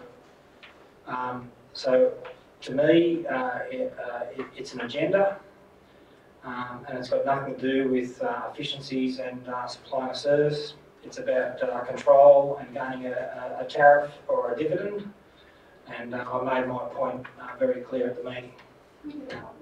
Sorry, Councillor. Yeah, no problems at all. Public document. Councillor, to add to that, just skipping ahead, when we get to the my report to do with the country mayors, and noting that we've asked them to do with this because the concerns right across the state. With the Minister for Water will be presented to the next country mayors, and no doubt he'll have some serious questions asked of him. Any more questions, councillors, to do with the report of the New England Group of Councillors? No? Well, happy to receive a note to report. Councillor, carry.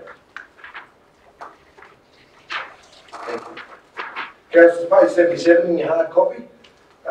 To do, it's item RC6/18, to do with the group that we're supporting and involved with the unrateable forestry, plantation land and forestry road infrastructure contributions. Meeting I attended on Thursday afternoon in Sydney before the country mayors. Being the author of that, I'm happy to move that. Could I have a second, please? Councillor Berry, thank you. Happy to take any questions, Councillor? Yes, Councillor Petrie. Just one question. It's put here, it's a motion raised by Tenterfield Shire Council, but in September, our motion did not have the words "and private forestry operators" in our motion. That's been added since, compared to the original motion, if you look at the minutes and the notation. And my concern is, what do we class as private forestry operators? Because if you're talking about our local landowners who might be doing timber harvesting, they're already paying road taxes, they're already paying significant rates. This original motion was put in place because of the fact that forestry don't pay a cent in rates, and yet put heavy machines are obviously going over our roads and bridges at the time of harvesting. But the addition of the words "and private forestry operators" concerns me greatly, because it was not what went through this council meeting in 27th of, I think it was, of September. Yes, sorry, 27th of September last year. And there's already an impediment in attracting forestry operations here because of the long distance now to the nearest mills. If we're going to then put some additional impost on private forestry operators as a result of this motion, I'm extremely concerned, and I don't know where these words came from because they're not in the original motion. Councillor, thank you, and for pointing that out. I wasn't aware of that, and I do read things, but that with motion 36, that is our motion that we took to the Local Government Association. That's not what went through this council. No, well, there was another motion, and I'll find out because I've got the minutes there to find out whether that's our motion or the other motion. There's two motions, but they supported each other. So I apologise that if that's the one I'm thinking about, it could be that I think it came from Oregon or somewhere. Well, the original motion here was word for word for this, except it did not have the words "in private forestry operators." Our second motion to do with the stuff was that we lobby state government to apply local government rates to national parks, nature reserves, state conservation areas and state forests. That was just that they should pay rates on their land, irrespective of what works they were doing and where they were driving. It concerns me if the addition of these "and private forestry operators" has come in when our private forestry operators are already paying rates, are already paying road taxes, and I do not like it here. Totally agree. I will find out, but thank you for raising that. Councillor Berry. Mr. Mayor, when you take these motions to the local government conference, don't they, when there's two similar motions, don't they put them together? As in, rewrite them? There'll be, no, you're part right. They usually with your motion lead, then there'll be, I can't think what they refer to them was as supporting motions, all on a similar line that we've printed underneath. But the motion you're voting on is the one. So you've sort of got. Once again, I've got the minutes from the National Union Assembly and the last state conference, so I'll go and revisit that and make sure. But thank you for raising it. How too much similar? Councillor, I agree with what you're saying. It's not because that's totally against what we're asking for there, because logging contractor being private, yeah, of course they could be logging their own place or the ratepayers. They're not the people who are chasing to be able to sit and negotiate, especially with forestry, to contribute to whatever they're doing, especially with the road. Okay. Councillor, any more questions, comment to do with this meeting? No? Just comment, please. Through Mr Mayor, at the New South Wales, Lockwell New South Wales conference, if my memory serves me right, I thought another council brought up this. I thought it was Bega, and they were pushing private forestry operators. Whether or not I came from there or not, I don't know, but I can vaguely remember. Actually, I can remember Bega speaking to it. Whether or not that had some influence on the working party or not, I don't know. But it did come up on the 6th of December last year when we were at the Local New South Wales conference. So Councillor will find out. And yeah. So therefore, as a result, in us today voting to endorse actions arising from this, I would hope that in our council meeting with Paul Toole or with forestry, that we lose those words and private forestry operators, because I think there'd be a big backlash. And it's not the intent of what we send away. It might be a combined motion, yes, but it's been put forward to us as a motion raised by Council. And it fundamentally is, except for the addition of 4 words. And if it has come from Bega, then I would suggest perhaps it's come from the environmental members of the Bega Council who want to see all forestry stopped. And if that's an impediment to do it, that's what they'll put in. We'll sort it out, and thank you for raising it, Councillor. And I do want to thank staff for the work they've put into, especially with number 3 in the actions. It's good to know that what our unrateable land is worth to us as a council. That information will be passed on to this group because they're building a case to talk to the government about. So that's what it's all about. So I do note and thank the staff for that work they've done there. Councillors, any more comment questions to do with this recommendation? Council, all in favour to endorse? Against? Carried. Page 79, councillors, is RC7/18. There's a report from the country mayors. Once again, being the author of that, I'm happy to move that. Can I have a seconder, please? Councillor Mike Petrie, thank you. Councillors, happy to take any questions, comment to do with the meeting. Councillor Forbes? Yes, Mr Mayor, just if you could just explain to me what the Royal Far West is. You're talking about the Royal Far West Advisory Organ. They said it was 16,000 families. What are they? Look after kids. Yeah, do an outstanding job. And please, when I do, I'm a bit of a dot point, and my comments are brief, but we get presented down there all the time, and I'll come to that in a minute, but obviously there were the second dot points. Everybody in the country met, it's a great group. Privatisation of water was spoken about, associated concerns, Minister for Water, to invite people to address us. That was Lindsay Kane, the CEO of the Far West, give a wonderful presentation to explain what they're about, what it costs to run the organisation. They're building a new building at Manly, and they've got 31 million of the 35, and all raised locally too, and by charities and that. So I think you've heard a question, but that's what they do. Thank you. Yeah. Councillor McNish. Yeah, thanks, Mr Mayor. Just on the Far West, they were home at Manly, and they take in children with physical and mental problems and long-term care. It's been going since about 1930, I believe. Yeah, I was going to say, Councillor, I should have mentioned that. Yeah, rather than mention Manly. That's it. Secondly, Mr Mayor, this police business, it looks like nothing is going to change there. Yep. It looks like we still, press a button, get through to Armadale. Yep. What's this talking about between local police and highway patrol? Well, it was mentioned that and thank you for raising that, because the highway patrol, as we know, have nothing to do with the local police. Highway patrol are a totally separate run organisation, so they are. Yeah. Just back in Councillor Yates' time on council, he was, as you know, a highway patrol cop himself, and he spent half his time doing general duties because of the lack of numbers with the general duties police. Yeah. And often he was the only one in the whole area. He used to be able to patrol on the highway, so they actually differentiate the two now, have they? Yeah, well, and thank you for raising that, because why I've noted that's because that very comment, which you said, that came from the floor of the country bench, and it was just explained that with the lack of interaction between the highway patrol and our local police. Highway patrol, the local police, I mean, they'll only hear that they're going to be in the area or on patrol. We know that we've got highway patrol here, but who they answer to is definitely got nothing to do with the sergeant here. That's what I'm trying to explain. Okay. Yeah. Councillor, I'll go to Councillor Mike Petrie. Mr Mayor, I noticed that you spoke about the black spots of telecommunications. Yep. You go up in Queensland up there, you can go anywhere around that Queensland Downs and out to Gundu, Indian, up to everywhere. There are towers around every corner. Yep. We don't seem to be able to get any here in New South Wales. And I'll never shift council. I think if you're raising that, and I'll raise it with our state and federal members all the time, because to commend the funding is there.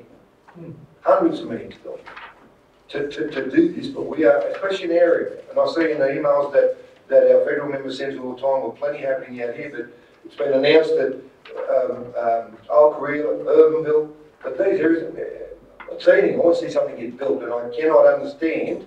They keep telling me it's the problems with the provider, whether it be Telstra, whether it be Optus, whoever's got the contract to do such thing. Then they've even thrown in what I mentioned down the bottom, when they get, if it's Crown land or forestry where they're going to build it, there's issues there, they need access. It just seems to be a huge problem. All we want to see is that things get built. And as mayor and as a bloody voter and a ratepayer, I mean, you should be able to tell them that don't put these things on an area that are getting built for 2 years now. And Councillor Berry, be from the area you'd be fully aware, we have seen nothing done. But yet they keep announcing that they're building them there. I'd like to know when. But thank you for your question. Councillor Bronwyn, I'll go back to you. Just a query. Dot point 2, is that privatisation of water? And in the Lindsay Main thing, how much are they raising each year? Because it's got 16,000 million, which I'm sure it's not. No, 16 million. Sorry. Million per family. That's 16. And is that privatisation? Yeah, it is, but supporting, if I wrote that down, is to support what our CEO said, it's exactly that. That there's ramblings about that they're wanting to do, take our water off us government. So that relates to Yeah, other but in June, if the minister is available, be good, and we'll know exactly what's happening, because he'll have some questions from the floor. Okay. Another question, Councillor? Yes, so with relation to access to Crown Land and Forestry, which I can't believe that stands in the way of putting up mobile Shouldn't be. Perhaps if you... Especially when they go on home. That's right. If you're meeting with Minister Paul Toole as Minister for Boat, that might be a good thing to raise. Yep. Thank you. CEO, did you want to speak? Through Mr Mayor, in relation to dot point 2, the privatisation of water, this came up at the GMAC meeting as well, and I was speaking to the Chief Executive of Glen Innes Severn Shire Council, Hein, about it, and it actually has greater implications for regional areas than what would first appear, because if, for example, Glen Innes, whose residents have just paid to upgrade their water system, if that was to be privatised and taken off council, the scale, because you can't put on 0.3 of a HR point person or 0.4 of a pay officer or 0.05 of something else, it actually has a kaleidoscopic ripple effect throughout the organisation to lose 10, 20% of staff. It's akin to a couple of people with large families live in the area, and then the kids in a school, the teacher pupil ratio is not being met, and a school losing a teacher. So I've been through this argument, and I'm really looking forward to having it again. If, for example, the privatisation of water was to occur here, it wouldn't only be the effect of that. It would be the exporting of technical jobs, because you can't put on 0.3 of a project manager. Our project manager that might spend 70% of their time doing civil road assets, they spend 30% of their time doing something with water and sewer. Well, that 30% of time, if it was privatised, would be done in a head office in Tamworth, or a head office in Dubbo, or a head office in Sydney. And privatisation of small and efficient and extremely well-run water services, you might as well say exporting of technical jobs to large regional centres, and scuttling of council's capacity to cope with other things such as emergency management during times of flood. If the staff are not here, or the technical expertise has been shifted, the intellectual, the IP to manage things in times of emergency, it gets shifted too. So there's two things already that I wouldn't be hesitant saying that an academic wouldn't have addressed and won't address because it wouldn't be within their purview. Thank you, Mr. Chair. Councillors, any questions going to do a report? No? All happy to receive a note? Against it, carried. Councillors, move on to page 80 in your hard copies. Item RC8/18 is to report to do with the Audit Risk Committee held on March 8th. Can I move in the second, please, to deal with this item? Councillor Don Forbes, thank you. Second, please. Councillor Sawyer, no, thank you. And I'll hand over to Kyle to present this report. Sure, the report's there for council. More than happy to take any questions on any of those items. Councillors, questions to Kyle to deal with the report? You get your hand up, Councillor. Yeah, Councillor Brian Petrie. Thanks, Connie. I was just wondering if we could get councillors, if they wish to, get a copy of things such as the current status of council's business continuity management development plan, the fraud, misconduct and compliance report, and also then on the page 82 it says information technology, general controls, audit office is looking for evidence that controls are in place, and if not, what is council doing to document this? I was just querying, are controls in place, notwithstanding what Terry said earlier about a breach last week, and do we want to supply them a document to state that those controls actually are in place? So for the first one, we've got the business continuity plan and an update about how that's going. Can the council just get those reports that go to the audit committee or not? Yes. No, there's no dramas with getting the reports at all. We can make those available. In terms of going to our requirements for audit this year, we haven't actually seen the scopes of that as yet, so it's a little bit challenging to make that determination about how well we think we're going with those.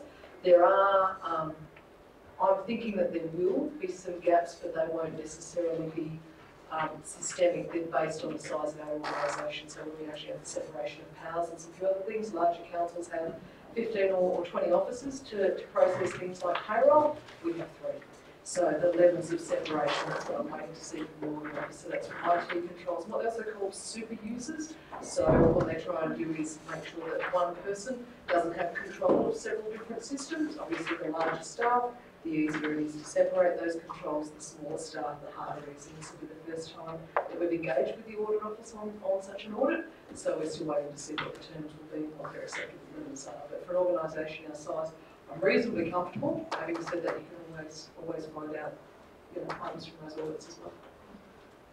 No questions to Collins to do the report, councillors? Reports there, all happy to receive a note. Against it, carried. Councillors, move on to our start of our notice of motions. We're on page 87. It's item NM4/18. It's notice of motion to do rubbish and recycling. Councillor Berry, being the author of that, you're happy to move. Thank you. I have a second, please. Councillor Bob Ray, thank you. Councillor Berry, I'll go over to you to present your notice of motion. Thank you. It's just a motion, it's just exactly what it says. It's just to receive a report on the latest technology. Now, as we all went to Bundaberg and seen, there's a lot of stuff getting dumped in the pit there that shouldn't be dumped in the pit, that should be recycled.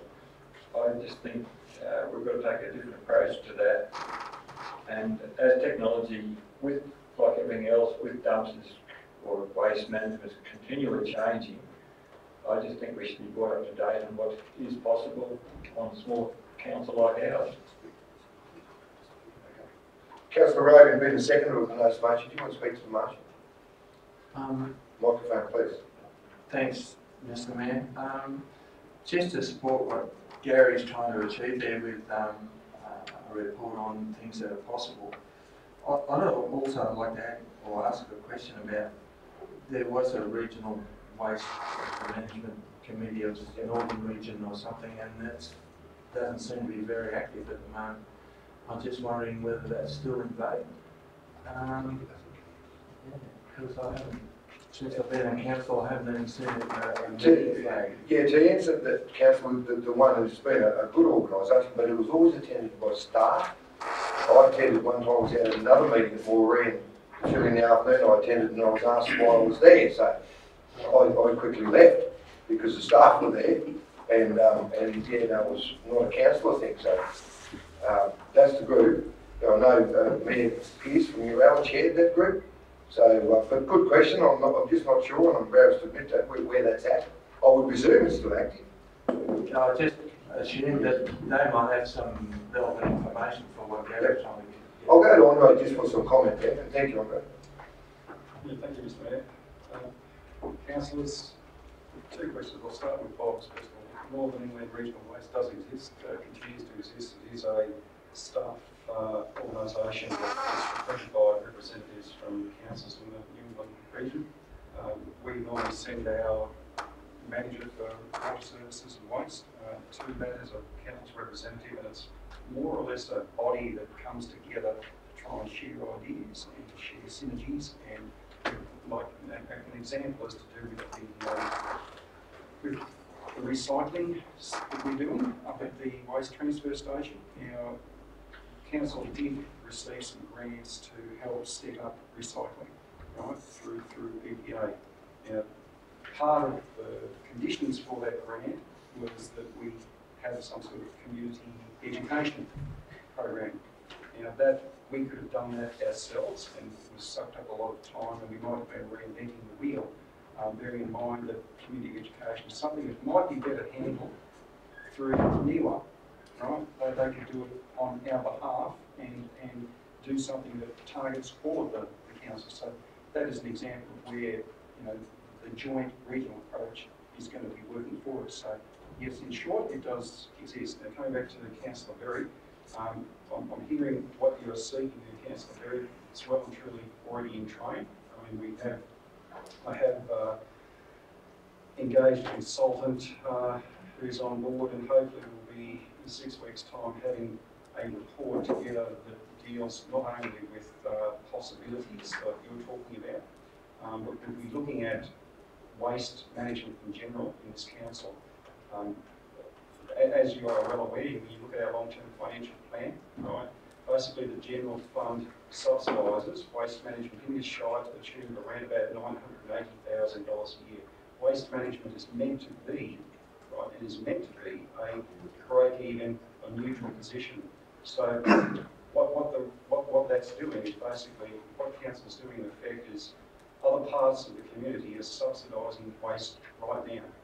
And that has its own implications in terms of what works cannot be done elsewhere. So we see that as unsustainable, and that's why I've engaged this consultant to have a good look at what our fees and charges are, look at what the possibilities are with our landfills, what are our obligations going forward, is there better ways of doing things?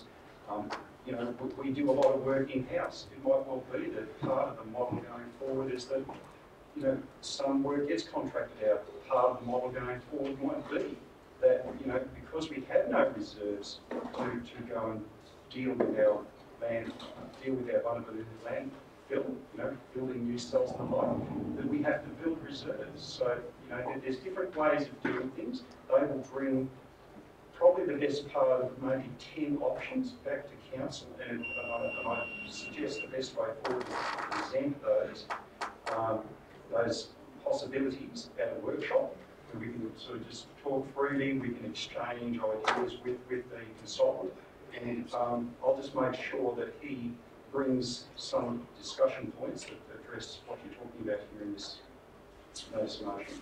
Thank you. Thank you, Andre, for your comments. Councillors, it is a notice of motion, so we've had two speakers for the motion, and is there any speakers against the motion? An amendment to the motion? Yes, it's just in the first line. So it's got that council receives a report on waste management on the most up-to-date waste management systems. I'm just suggesting deleting the first on waste management. So it would read the council receives a report on the most up-to-date waste management systems, because otherwise it's just redundant. Council receives a report on waste management on the most up-to-date. No, just get rid of on waste management. Okay, So- council receives a report on most up-to-date On the waste matter. management system. So I just want to delete those 3 words. Right, On councillor. waste management. Before, If the- so you, okay, you flag an amendment. Is there any speakers against today's motion? You're speaking against, councillor? Yes, Mr Mayor. Councillor, I'll just stop there. Councillor Petrie, Roman Petrie, you're indicated the amendment. I'll come back to you and we'll deal with that. I'll go to councillor McDish because he's speaking against it. Yes, Thanks, Mr councillor? Mayor. I just think we've done all we can with waste management. We've got a state-of-the-art facility up there. Most people in town seem to be aware of recycling and the benefits of it, and I believe that it's about 4 times the stuff that goes up to the dump there. There's about 4 times as much recyclable as there is, just general waste, which should be about 10% of the overall waste. We've got that newfangled machine behind the swimming pool, which I haven't seen yet, but apparently it's going quite well down there. Yeah. And I just fail to see what else we can do when we've got a fairly good system going now. I know Andre said we're behind in the figures. I don't know how we can address that. We certainly can't keep putting that levy up every year. And maybe it's something we just got to learn to live with. But I just don't see how any report or consultants or whatever can improve on what we've got now. Thank you for your comments, councillor. Councillor, in fairness, for the debate, is there any other speakers against today's motion? No. Councillor Roman, I'll come to you with your amendment. Andre, I do want to thank you, and the CEO's mentioned it, we did speak about it at every meeting. We are facing, and Councillor McNish reminded me, we are facing a serious issue, councillor, with the way that we have to prop up our waste services, where that money could be spent in other places. It is going to be in a workshop, and a serious thing that we need to deal with. I know as the group that we are, we will come up with better ways to do things. At least we are acknowledging it to help our staff and be on a proactive, not reactive, way forward to deal with this better. So I do need to comment there and to you, Andre, and the CEO, for always making us aware of the issues that are in front of us, especially when it's going to affect our community financially. Councillor Braun, Petrie, I'll go to you now with your amendment. Yes, it's more a grammatical thing, that's all. I just wanted to remove those 3 words so that the sentence wasn't, those 3 words are redundant in the rest of the sentence. Well, okay. In fairness, in fairness, if the move and the second you're happy with those words going out, I'll accept that. Yeah, because when I wrote it initially, I had something else put in there. Yep. I didn't correct it again. So you're happy to take those words out, councillor? The second, councillor Bob Rogan, you happy to go with that? Yeah, either or, Mr Mayor. Okay. So I'll deal with it. It's not an amendment. It's just a change there, and the move and the second are happy. Okay. So councillor Berry, being the move with the notice of motion, I'll go to you for closing comment. Just going on what Andre said, we're going to get a report shortly. So I think if we take that to the public, that should solve all our problems as far as this, answer all the questions as far as this report goes. So I'm happy with that. Okay. Thank you. All right, councillors. It's been moved and seconded. All in favour of the recommendation? Against? Councillor McNish, are you voting? You're not voting? I'll go along with it. Right, in fairness, councillors, I'll put the notice of motion again with the wording out. All in favour of the notice of motion. Against? Karen. Thank you. Mr Mayor, may I be excused, please? Can Councillor Petrie seen me early? He has an appointment at 12 o'clock. Councillor, thanks for making the time today as always. Councillors, we move on to page 90. It's our next notice of motion. It's NM5/18 to do with the Shakespeare Garden. Councillor Ford, being the author of that, are you happy to move? Seconder, please. Councillor McNish. Councillor Forbes, I'll go to you to present your notice of motion. Thank you, Mr Mayor. Yes, with the background about the notice of motion, the idea came to me last year while I was overseas, and I just happened to read about this Shakespeare Garden mentioned on paper somewhere overseas it was, and I had to investigate a little further, and obviously went and saw Dr. Google, and the investigation showed that there were about 40 such gardens throughout the world at that time. Couldn't find any in Australia. So it was basically, I got to thinking about it, I thought, well, this is an opportunity to have a point of difference for this town, to sort of put a theme to one of our parks or in the area here. And I'm certainly not taken aback by the fact that there's none in Australia. In fact, I think that's a very, very good selling point that it will be the first in Australia if we do go ahead with it. The fact that there's no other place has such a garden doesn't mean so that we shouldn't pursue this. I'm not aware of any other Elvis Presley festival apart from Parks, but that didn't stop Parks from going ahead with it either. And for that matter, I'm not aware of any sort of a snowflake festival except in Stanthorpe that didn't stop them going ahead with it either. I see that if you do go ahead with such a venture, it would attract a different demographic to the area. The Rotary Club of Stanthorpe conducts the Opera in the Vineyard of Ballandine. It's an annual event, I understand, and it's my understanding it's always successful, attracting people from, I'm aware from Brisbane, Gold Coast, elsewhere. Motels are full, etc. So, as for the plants, I would be very surprised if the plants mentioned in Shakespeare's play wouldn't be able to adapt to our environment here. We've got avenues of trees which are important, they're not natives, renowned for dropping their leaves and getting different colours and seasons change, and that's certainly an attraction makes an attraction for the town and attracts other visitors. As for opportunities for schools to be involved, I think that any sort of a legal ruling on that or an opinion, we should be able to get around that. I'm not going to be, taken back by a particular, what appears to be by some people to be an impediment.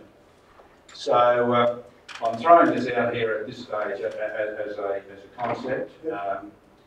I think it provides this town with another point of difference, very, very important. So as for the $16,000 that we're saving from not building, putting those doors in, I can see maybe that $16,000 could be directed towards this concept at this stage. Good try, yes.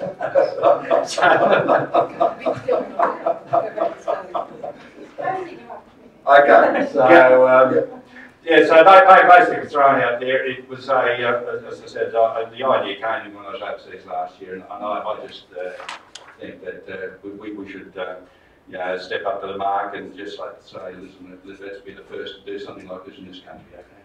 Thank you, Councillor. Councillor McNish, Brendan second. Did you want to speak to the notice motion? Yes, Mr. Mayor. Just quickly, on that 16 grand is going to the footpath. No, when Don mentioned this, he rang me last week, we had a discussion. I thought, what a good idea.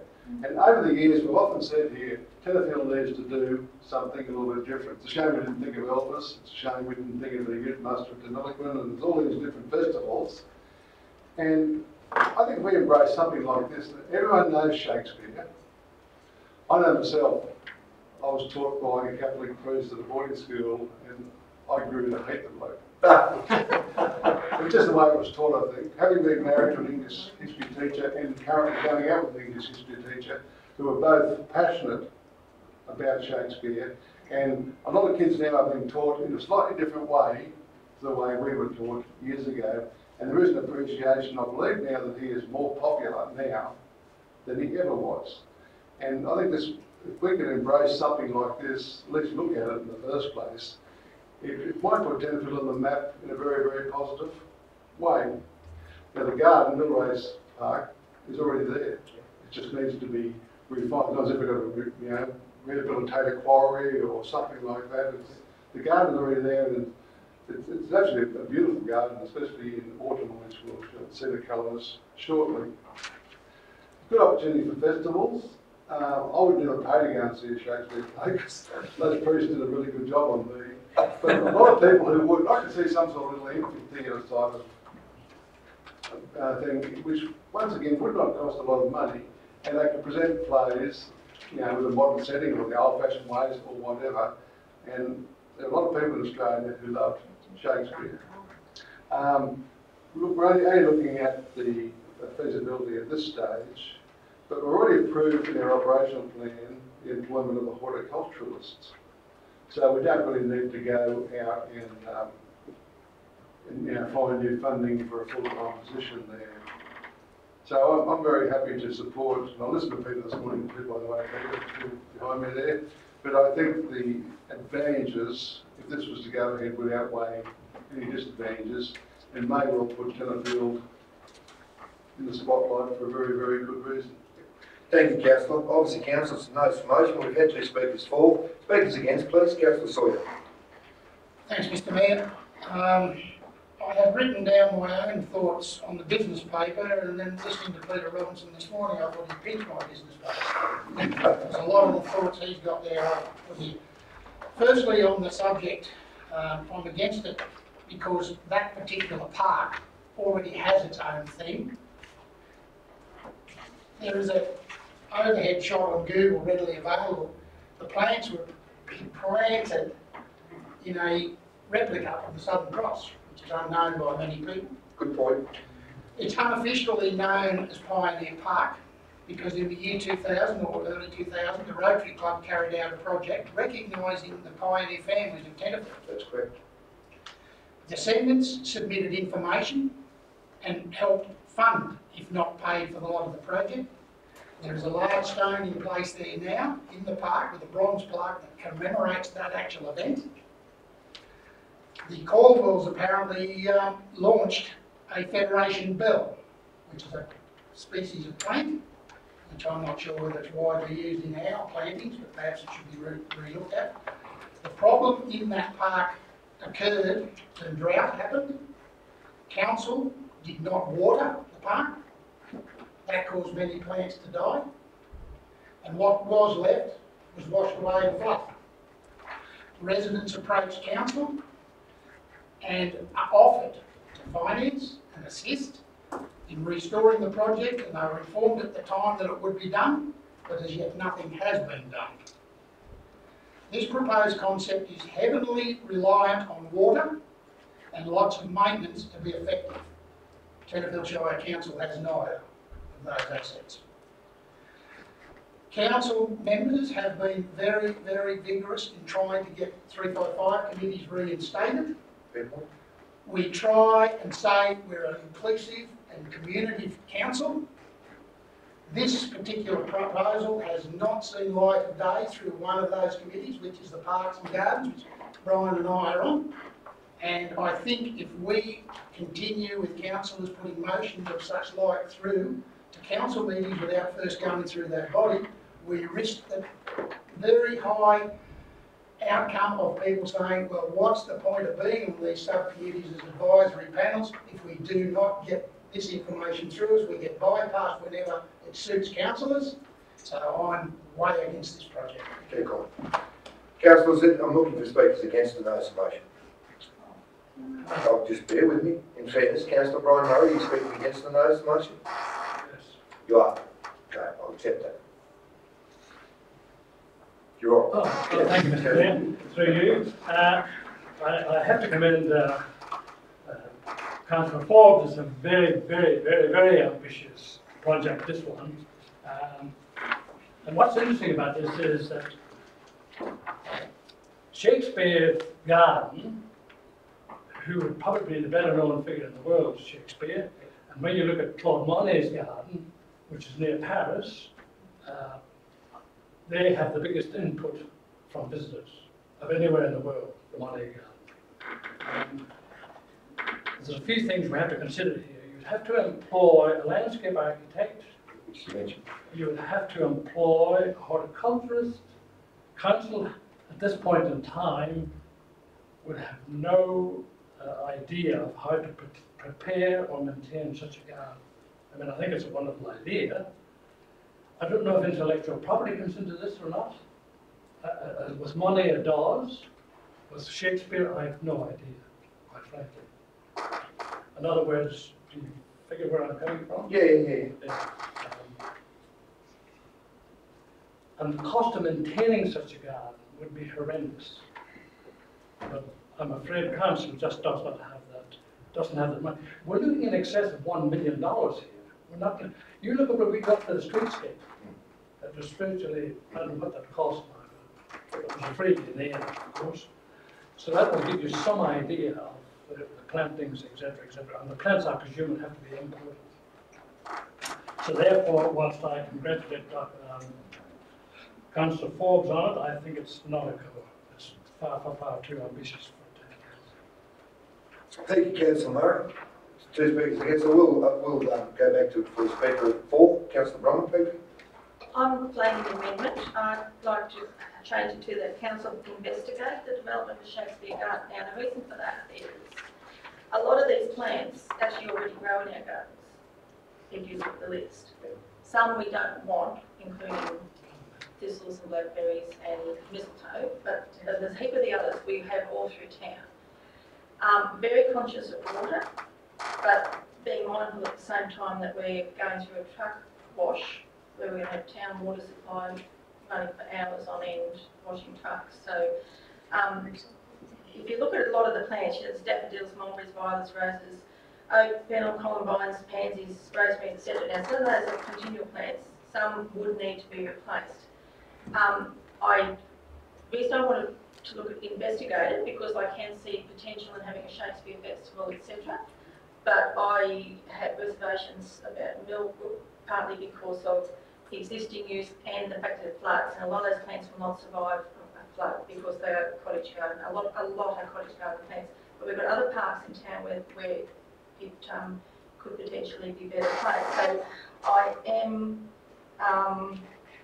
and I was certainly in light of what's being raised, want to have an assurance from council that those pioneer family plantings are actually replaced as soon as possible. I know CEO's looking at our replacements. So anyway, I'm suggesting that we change it to investigate, that it involves the committee, etc. I'll add to that, Councillor. Councillor Brompeter, with respect, I'll come back and just have a tidy up there. I've got a little bit to say, only suggestion. Is there any other speakers which wish to speak? And we'll deal with the change to the amendment. I think in fairness, I want speakers for and against what we're dealing with, the recommendations in front of us. Councillor Vera, are you speaking for? Or is it just a comment? No, I'm speaking, I'm supporting it in principle, but then again I'm against it for the cost, so You're against? I'm for it in principle. Right. So take right. So sitting on the fence. Yeah. Okay. Councillor Tom, please, I'll come to you. Councillor Bob Rogan. Thanks, Mr. Mayor. We've nearly got a Shakespeare garden at home, but without any water, it was pretty ordinary. Thank you. Councillor Rogan, you're speaking for or against, please? For Mr. Mayor. Okay. I'll take Councillor Rogan. I will close that section. We'll go and deal with an amendment because I've got a suggestion. I'd just like to suggest that Tom waters his garden. Representative Moore. No, I would, like Councillor Berry, I'm for this in principle, but I would just like to direct a question to Councillor Forbes, who proposed the idea about the scale or the scope of this project. Obviously, you know, $1 million, all that sort of stuff is, well, we don't know. Is a little bit off-putting, but does it need to start off that big? And if we can attract, particularly with bypassing, yes, if we can attract any other group of people to town for any other reason, it's a good idea. And I think, like Councillor Bronwyn Petrie has said, there are a lot of plants in Townsville that are seasonal type things that probably would be suitable to grow here. Similar climates in Europe in a lot of places. I think that overall the thing that would knock this on the head is the cost, and hence I'd like to know about the planned sort of scale of this. So maybe I'd support what the amendment is suggesting, that we investigate Thanks. Councillor, in fairness, what I'll do, and please respect Councillor Forbes, in your closing comment, we'll leave that to your answer to Councillor Forbes. You happy with that? Okay. Councillor Bromwich, we'll go to you now, and this is only a suggestion. With you, no issues with your amendment. Investigate the proposal for the development and take it to the Parks and Open Spaces Committee. Yes. Would you happy with that? Because I support what Councillor Sawyer said. It's been mentioned down this right-hand side. And once again, Councillor Forbes, please respect me. I'm not either way. I think it'd be fantastic, but it needs to come. I think it needs to be discussed at that committee. Well, It's only a suggestion. Yeah. You have to take it on Well, board. it would be investigate the development of Shakespeare Garden, including consultation with the Parks and Gardens Committee. Yes. But not just confined to that, Yep. like including consultation. This is going up, Councillor. I'm going to put this. Shakespeare.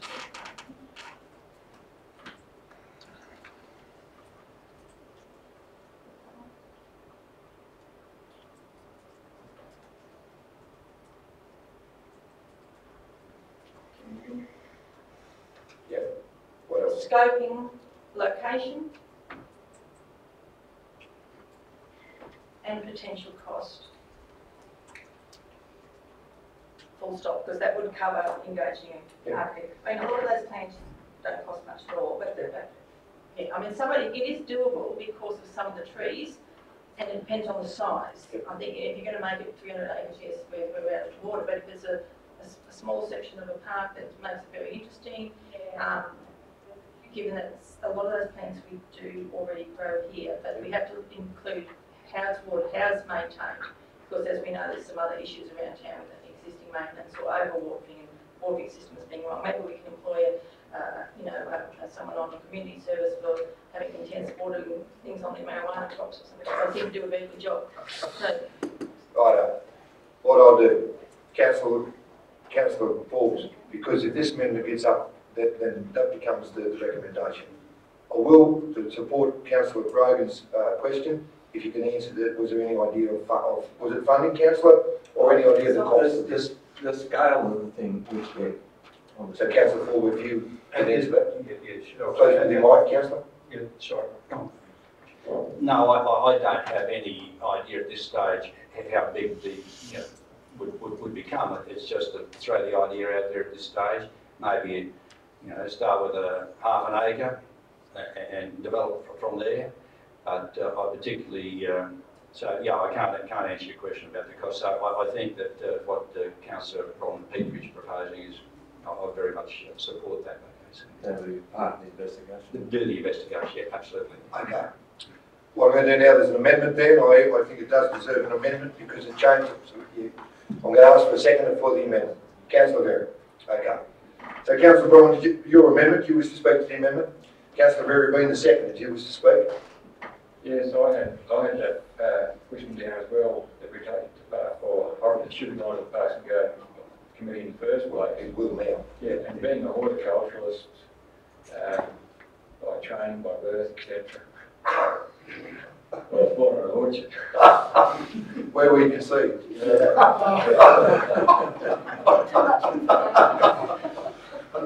Sorry, I can't say that wrong. But yeah, look, you can grow anything anywhere. It's just the cost to grow those things is the problem. And with modern technology we've got, you can spray paints for frost to stop frost. You can use mulch in certain ways to grow plants you can't grow anywhere else normally. You can use trickle irrigation. You can use misting irrigation. But it all comes down to cost. So I think it should be investigated fully before we commit ourselves to growing anything. I think it's a good idea to have a Shakespeare Garden in town or anywhere else, as long as it brings people. And gardens do bring people. Councillors, we're dealing with the amendment. I will close debate on the amendment. Just a little comment. I do want to commend you all on with the debate we had. I think it's very healthy that every one of you are acknowledging the cost. And as a council, when we come up with wonderful ideas, be they notice of motion or things we should do, and then later on our CEO and say, we're going to do this, and he said, well, how are you going to pay for it?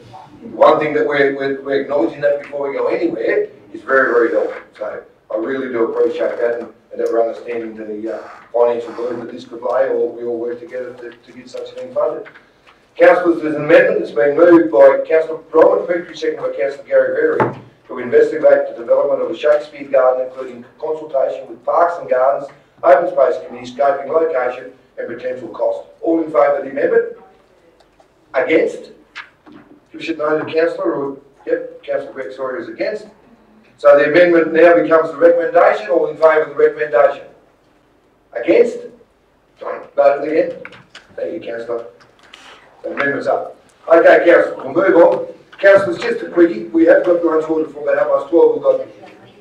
We've got our the council resolution read. I know there's some questions there. Then we've got our confidential part. We're happy to continue on, or do you want to break for lunch? Tell me. Charge on? Charge on? Righto. Page 93, your hard copy, councillors. It's item RES2/18. It's to do with the council resolution reached in March 2018. Can I remove in a second here, please?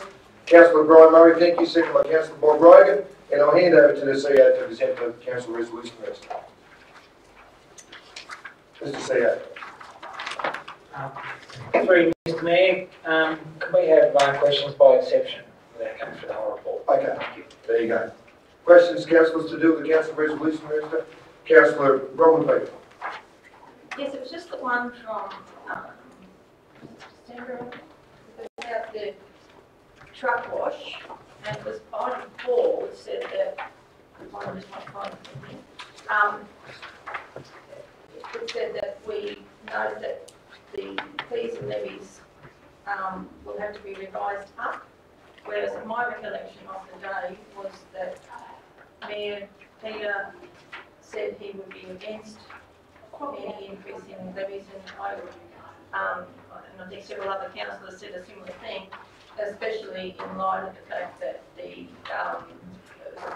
current price people pay to sell their cattle there, and in light also that for 32 years we've been paying levies, and it's only in the last couple of years that any of that levy money has been actually used on upgrades. So I'm just wondering what the other 30 odd years of levies monies, where they've gone. So it was just this presumption that the council has already approved that point 4. I thought it was kind of point 4 disappeared. It's definitely in the minutes.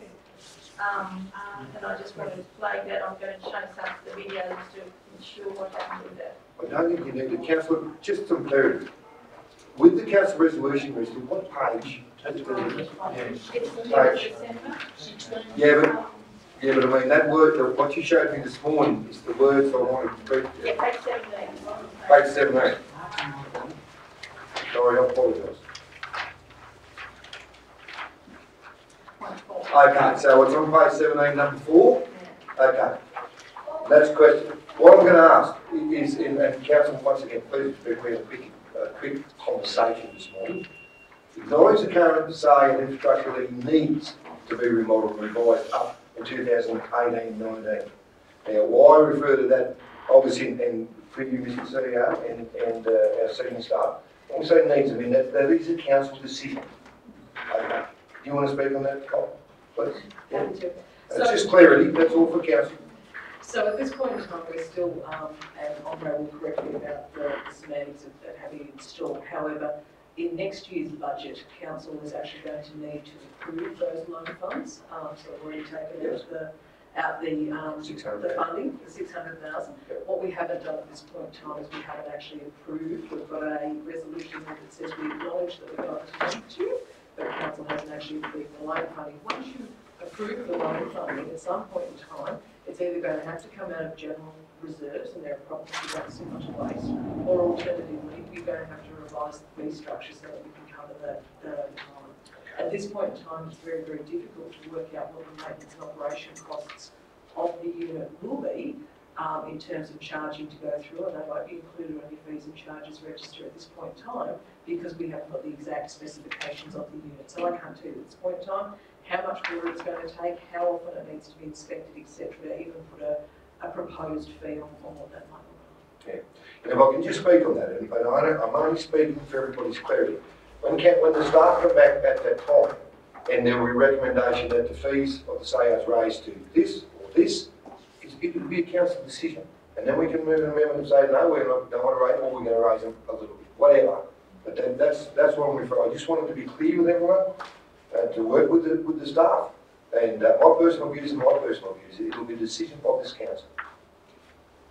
So, Thanks, Mr. Mayor. Just the way I'm reading that, Yeah. the council's already made the decision that Right. these will be revised up, because that's how it reads in black and white. well, I'm going to say, no, yes, of course you can. Through Mr Mayor, regardless of what that says, the fees and charges get adopted once a year by full council. So we agree with that. I'm just trying to be clear to Councillor Brown. Yeah, that's when we'll make that decision. Okay. Okay, thanks for raising that, Councillor, because it was important. Councillor Berry, you indicated? Yeah. Just on that motion, Brian wanted to be action there about the doors in the visitor centre. Yeah, I think it's about the last page there. I found it when we got that bloody computer and it all can't be helped. Gone on again.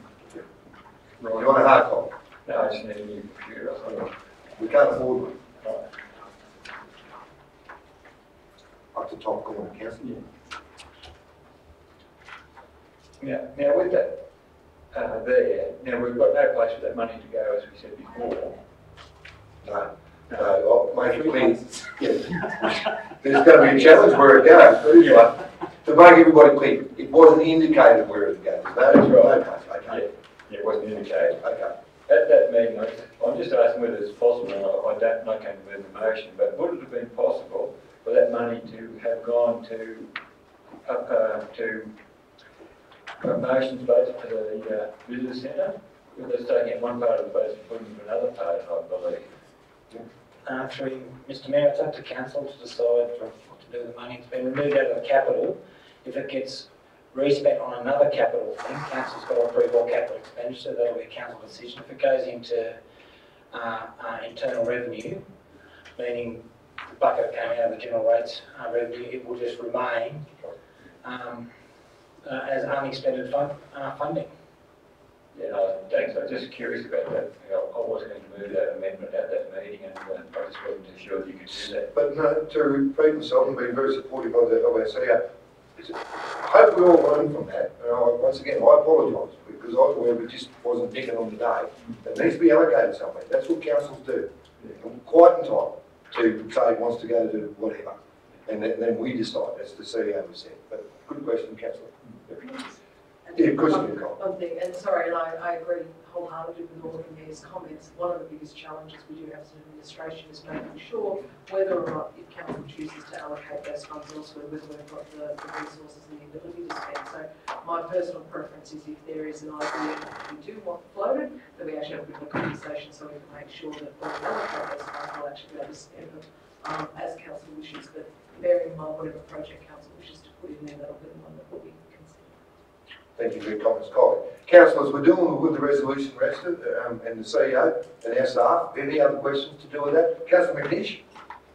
Page 7, Mr Mayor, about the signage and outdoor advertising. I just noticed that there's a certain building on the top of the hill south of town, which is once again covered in Stoner Mansion, breakfast, $2.50, whatever it should be. And these signs detract from the building.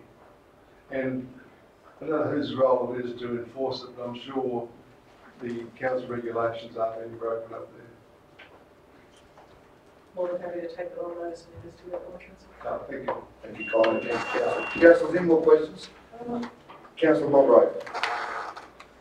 Just thanks, Mr Mayor, for Andre, I guess.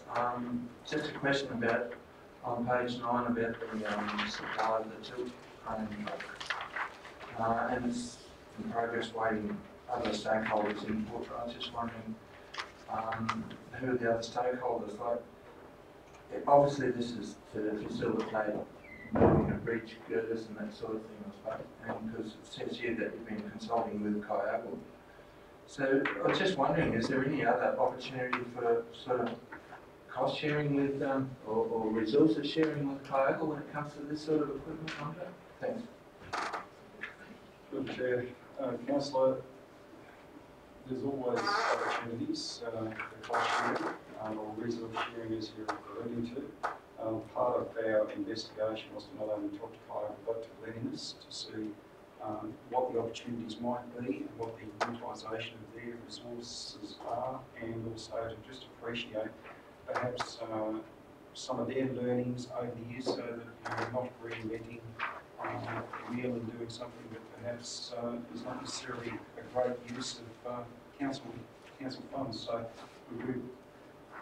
in terms of the stakeholders, well, the stakeholders are the people who are going to be using this truck, right? In fact, that's our water services team, and it's our transport team, basically the bridge unit. Now, we've had that discussion. Those people have certainly seen what is happening in our neighbouring shires, and I'm pretty sure that we're at the point of what we need to do going forward. It's not spending $450,000, which was perhaps the close to the mark of what was previously mooted. We'll certainly look at something that where it's around about 8 metres long or thereabouts in terms of a flat top tray with your crane attachment on it. Not 100% sure as to whether that crane is going to be right in the back of the unit or sort of like a higher arrangement behind the cab. But at the end of the day, there has been some sort of distillation of what we need going forward and what will give us the maximum use of the unit we have. There's going to be a fair amount of bridge maintenance work in the future, and that's where we dare say that unit will have a lot of its time being spent. So, in short, we will be buying our own unit. I see no way around that in light of the workload we've got going forward. And just looking at our neighbours, what they apply their units to, they're ongoing work as well. So perhaps the real benefit of this exercise is been to make sure that we don't make errors in terms of our purchasing and get the right unit first time. Thank you, Councillor. And Conway, for your reply. Councillors, any more questions to do with the resolution register? You're indicating you did that? Yes, just in response to Councillor McNish, our problem was that with the signage, we put some things on hold in the current DCP back in December the year before last, and it went to the Chamber of Commerce last March, and they still haven't come back to us. So it's kind of, I believe our town planner was speaking with them last month, so they've been the holder on putting in place the appropriate changes. So what we'll do, we'll probably get a report in April from the town planner to do with how that went. Yeah, and if they aren't going to reply, then we just have to move on. I don't think there was any real issues. They were supporting council in what we were trying to do. I think. We need to try that. Yep. That's a fair comment. Okay, councillors, no more questions to CEO or staff to do with the resolution register. All happy to receive and note? Against? Carried. Councillors, would someone like to move to go into confidential? We are all happy to do the confidential and then have lunch? Yep. Good. It's been moved by Councillor Berry. Second, please, to go into confidential. Councillor Bob Reagan, thank you.